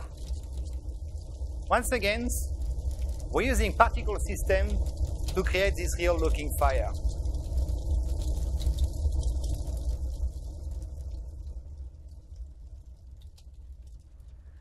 And lastly, we can transition to this tabletop experience, giving us a top view of the city of Bendigo. Tabletop applications works as augmented reality on devices like phones or tablets, virtual reality on VR headsets, or mixed reality on devices like HoloLens. And they can all be powered with one single game engine project. They're good for situational awareness, advanced planning, and collaboration. Here, we're showing the position of the emergency responders on their way to the fire, represented by those red cones. We can also see the effect of the smoke on the city, depending on the wind direction and speed. And that was a quick tour of some of the things you can do when you bring GIS to the game engines using the Arcgis Maps SDKs. That was just a quick look at 2 new products we'll be releasing later this year. At this point, we're privileged to have a special guest from NASA's Jet Propulsion Laboratory to share a behind-the-scenes look at GIS that's truly out of this world. Without further ado, Dr. Fred Califf III. Hi, I'm Dr. Fred Califf III from NASA's Jet Propulsion Laboratory. And today, I'm going to talk about mapping Mars for rovers. As you can imagine, sending a rover to another planet is a big endeavor. And we want to have the most accurate maps as possible so we can find the scientifically interesting areas as well as areas that are very safe for the rover to land. So it can't just be done by one person. It requires a large team. So we have people from the U.S. Geological Survey that created our base maps, as well as people from JPL on the terrain relative navigation team who took those base maps and provided corrections to the original data, such as the camera models and the instrument timings, as well as the people who helped find scientifically interesting areas and safe areas like the Council of Terrains, as well as people like myself who day-to-day make maps for both the science and engineering teams to keep track of where the rover is, where it's going to be, and all the science that it's done over the lifetime of its mission. So here's Earth. Looks familiar, right? You got the oceans, you have continents, you have ice at both the North and South Pole, and if you look close, you can see mountains and volcanoes and such. Mars is similar, but a little bit different, a lot drier. There's no liquid water on Mars currently because it dried out about 3 billion years ago. But you do see some evidence of water, such as the ice caps north and south. It does get clouds, and you can also see things like mountains and volcanoes and valleys and places where we think water was in the past. So one of the exciting things about Mars is that 3 to 4 billion years ago, it was kind of like Earth. There was potentially an ocean, there was lakes, there was running water, and maybe, just maybe, the possibility of life on the surface, developing similar as Earth. Unfortunately, when we look at Earth 3 to 4 billion years ago, most of those rocks have been destroyed by plate tectonics. But on Mars, those rocks are almost completely preserved. So we go to Mars so we can see what Earth was like 3 to 4 billion years ago, as well as to answer one of these big questions: does life develop everywhere in the universe, or is Earth one of these only special places? So you saw that little white circle on that map. That's Jezero Crater. That's where we sent the Perseverance rover. And so here's a look at it a little bit closer. It's about 50 kilometers across. And that little blue grayish ellipse, that's where we wanted to land the rover, right near this river delta. So we think actually Jezero Crater was actually a lake, an ancient lake filled with water. And we see stream channels coming in and out. And that river delta where we're going to land, that we think is the best place to look for past evidence of ancient life, ancient organics. So here's the Perseverance rover. It's about a SUV-sized vehicle, and it's composed of a variety of science instruments from a lot of different countries. For example, from Norway, we have the ground penetrating radar, RIMFAX. From France, we have the SuperCam instrument. And then we have instruments from the US like Pixel and Sherlock out on the arm, which will actually look for those organics within the rocks. We can also look at a 3D model of the rover. So here it is. And on the end of the turret, there's a bunch of instruments. We have Pixel and Sherlock and the coring drill, which actually take a piece of rock from the surface and put it into a tube for a future Mars sample return. We'll actually bring some of those rocks back in a future mission. We also have the MASS instrument where we have the science camera, MASSCAM Z, as well as that Cyclops-like eye SuperCam, which actually shoots a laser out to the rocks, vaporizes them, and then looks at the colors of that vapor to determine the chemistry and mineralogy. And so together, all these instruments make up the science package so we can investigate the science and the rocks on the surface. But we have to start with a map for the rover to land on and for the scientists to investigate where's the best place to go.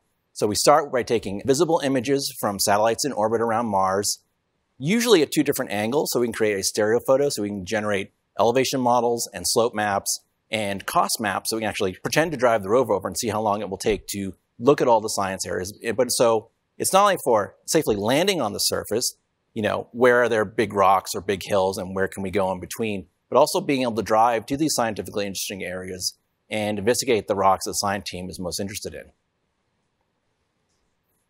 So on a mission, we create a lot of maps. Everyone wants to know where's the rover now and where is it going. So we start with just maps of like a whole landing site. For in this example, a lot of maps from the Curiosity rover, the placement of different high-resolution images in the crater, maps of elevation and where the rover has gone and where it's been and where it's going to go, places where the rover had drilled into the surface and collected very high-resolution data sets in chemistry inside of its internal instruments, and just maps in general, keeping track of every rock that we've actually taken a picture of or shot with a laser or taken the arm out and put the instrument onto, as well as publications based on these scientific results so that we can share it with other scientists and the world.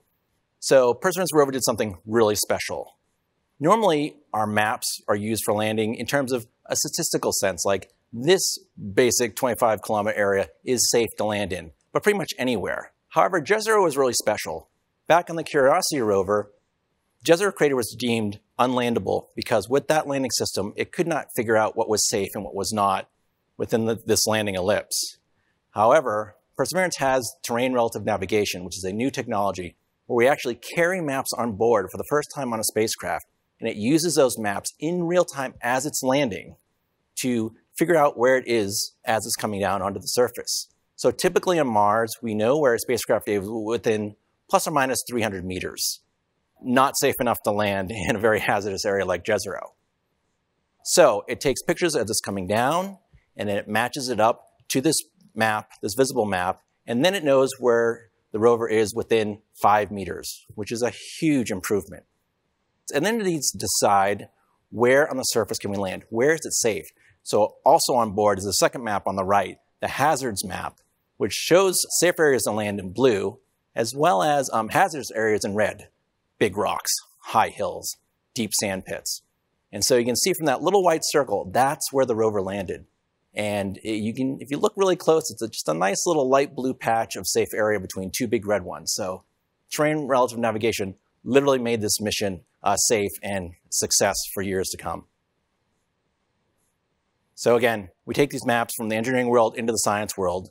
We use those elevation models to look at the geology both in 2D and 3D, as well as develop the geologic maps to show where the rocks are most interest to the science team, and can we visit them with the rover, and which rocks would we like to visit and collect samples from. But as you know, in the GIS world, we've gone from our static paper maps to fully interactive web-based maps, and we do the same thing both for our internal science team and engineering teams, as well as for all of you. So you can follow along at our NASA websites and watch the rover progress day to day and see where the helicopter is flown. And we really hope you join us in this adventure because every day is a new view on the planet of Mars. And thank you so much for having me. Next, I'd like to take a few minutes and describe Esri's geo-enabled systems. These are about supporting with individual products focused workflows for indoors, for urban planning, for landscape planning, for business analysis, and most recently, emergency management and response. I'll start with indoors. This is a GIS for space and building management. It visualizes and analyzes all aspects of a building. It includes tools for being able to do data management about a building, and then organize and manage spaces, operations, and it even includes a series of apps for navigating inside of a building with indoor positioning technology. This is changing the way people see buildings. They're able to manage it more efficiently and more effectively. Arcgis Urban is a 3D scenario planning system for both cities and regions. It's about geodesign in cities where you bring the data together, you do analytics like suitability analysis, and then interactively do scenario planning and quickly evaluate these alternative scenarios. This is exactly intuitively what you would imagine a city planner should do. Quickly, interactively, and with stakeholder engagement, evaluate technically different alternatives to create a better future.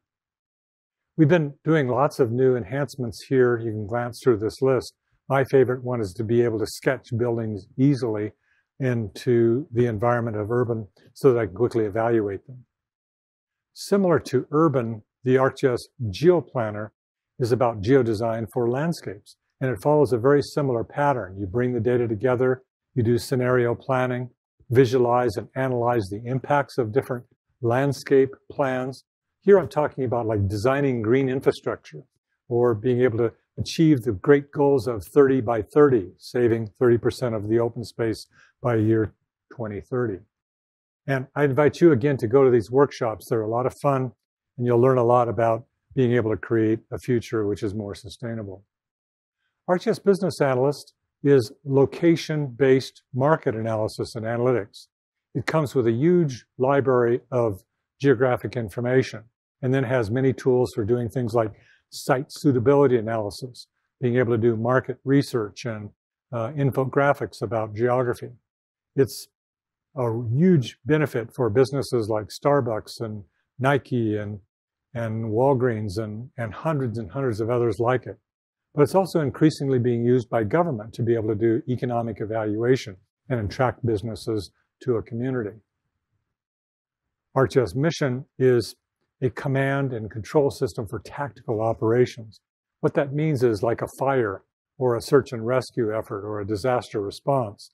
It likewise brings the data together in a server environment and allows users to plan and execute and then see firsthand situation awareness of what's going on in the field.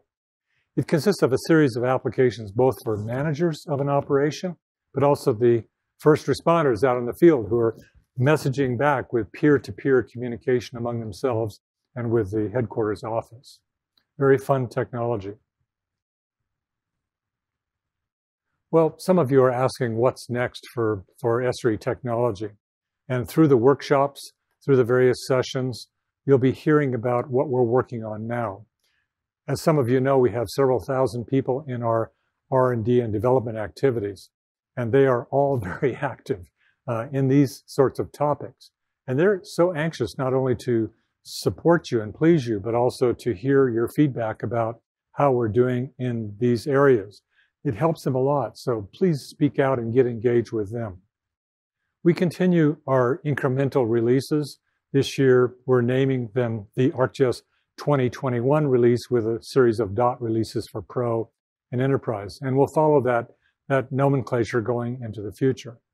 We're definitely continuously improving our SaaS offerings and actually improving quality and performance in addition to these basic fundamental research efforts.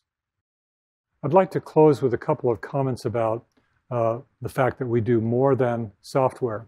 We're all about helping you and develop your own skills. And we do that in a variety of ways. Of course, in real time, providing technical support with hundreds of people around the world that answer your questions and help you do your work better. But also through a large library of books, which we call the Esri Press, with over 150 publications and more coming, with podcasts, with Esri Press, with Young Professional Network, with, well, a variety of resources.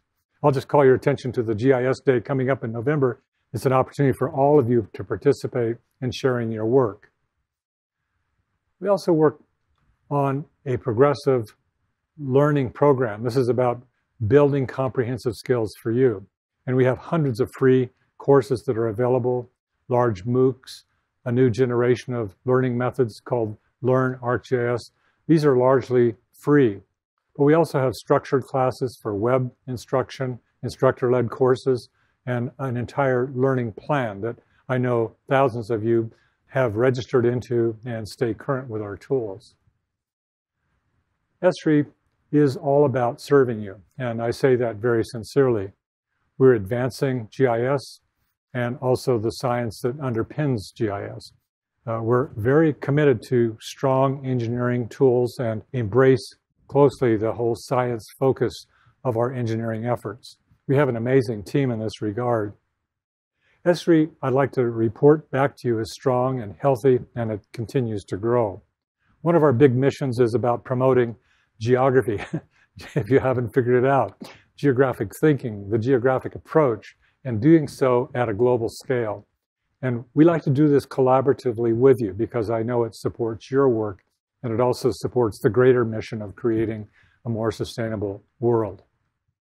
Esri includes a small team of people who help respond to disasters.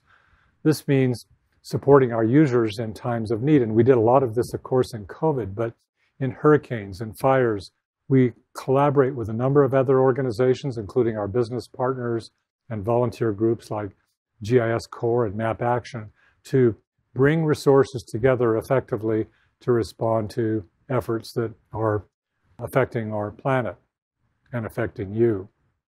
Esri also enjoys a very rich partner ecosystem with nearly 3,000 partners, some very large and also many of them smaller organizations that provide consulting services or build on our ecosystem.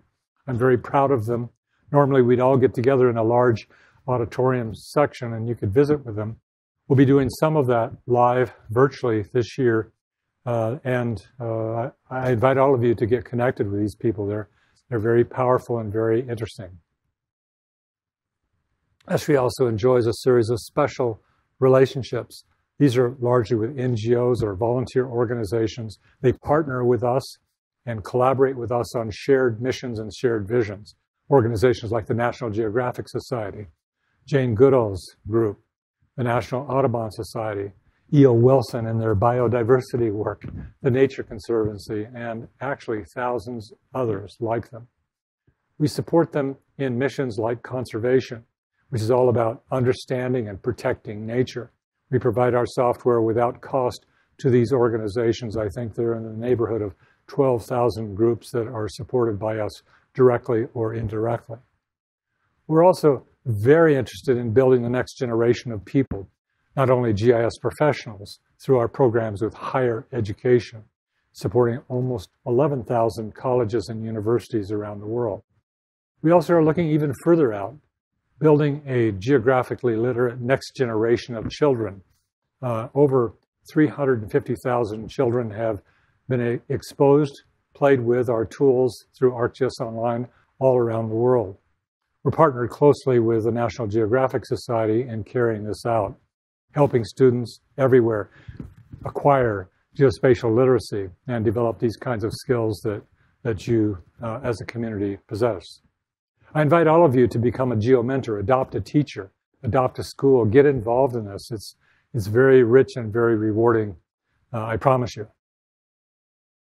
I'd like to close with a couple of final comments. I've shared my sense that our world is a single changing ecosystem. It's increasingly threatened by us, our human activities. We are clearly living beyond our means. To create a more sustainable world, we're going to have to take responsibility for its future, applying our best science, our best technology, and our best creativity. Your work is already demonstrating the power of what GIS and the Geographic Approach have to offer. You are creating integrated systems that work and support sustainable human activities everywhere around the globe. These are tremendous footprints, actually. Geospatial infrastructure is making our GIS more accessible and scalable. My big vision is that this will expand to reach every organization on the planet, becoming involved, creating a global information system for sustainability, a kind of nervous system for our planet. However, this sustainability challenge requires far more than technology. GIS professionals, and here I'd like to speak personally with you, are going to be essential. You need to provide the leadership, working together, doing all the necessary work, like chopping wood and hauling water. You know what I'm talking about. To apply this geographic approach at scale, this is what will be needed. Integrating geographic science and holistic thinking into virtually everything that humans do going forward, creating a sustainable future. Ladies and gentlemen, our old friend and colleague, E.O. Wilson, had this to say: we only have a short time to decide about our future. We're in a kind of race to save the living environment. And I take that personally, and I want you to as well. Last night, I wrote a few personal messages just for you. First, you're working in the coolest profession, and history will record how very meaningful your work is and has been to changing sustainability on the planet. And I know what you do. I know it's important, and I also see firsthand the power of this work. It's taking everything and put it in context, visioning, seeing the future. I also want to say that I want to encourage you to share your work. I mean, it's very powerful when you do that. Other people learn from you. And this is the only way we're going to get to scale, actually. Share and communicate your work successfully to others, not only within our profession, but also beyond. People are interested. They trust you. They want to collaborate with you. And I'd also say, just personally, build strong professional collaborations. I'm sorry that we're not all together at this conference, because that's the place where we often find a new friend, where we begin this sharing and support network. And I want you, above all, to remember that your work does matter enormously. Also, just a few practical things. Build great maps, maps that tell stories, tell the important stories, because they open the eyes for others to really understand how just very important your work is. So finally, move rapidly. I mean, I love this field. I know you do as well. Move rapidly and urgently, because our world really needs it, because we need to create sustainable solutions, because time is running short. It's late in the day, but it's not dark yet. Okay, so I want to encourage all of you to own this and go with it. Thank you very much. Enjoy the rest of the conference. I'd like to invite you back for tomorrow morning's plenary. We have 4 really great people that are speaking from China about the oceans, about racial equity, about being able to develop a sustainable future in conserving open space and going for 30-30 programs. See you tomorrow.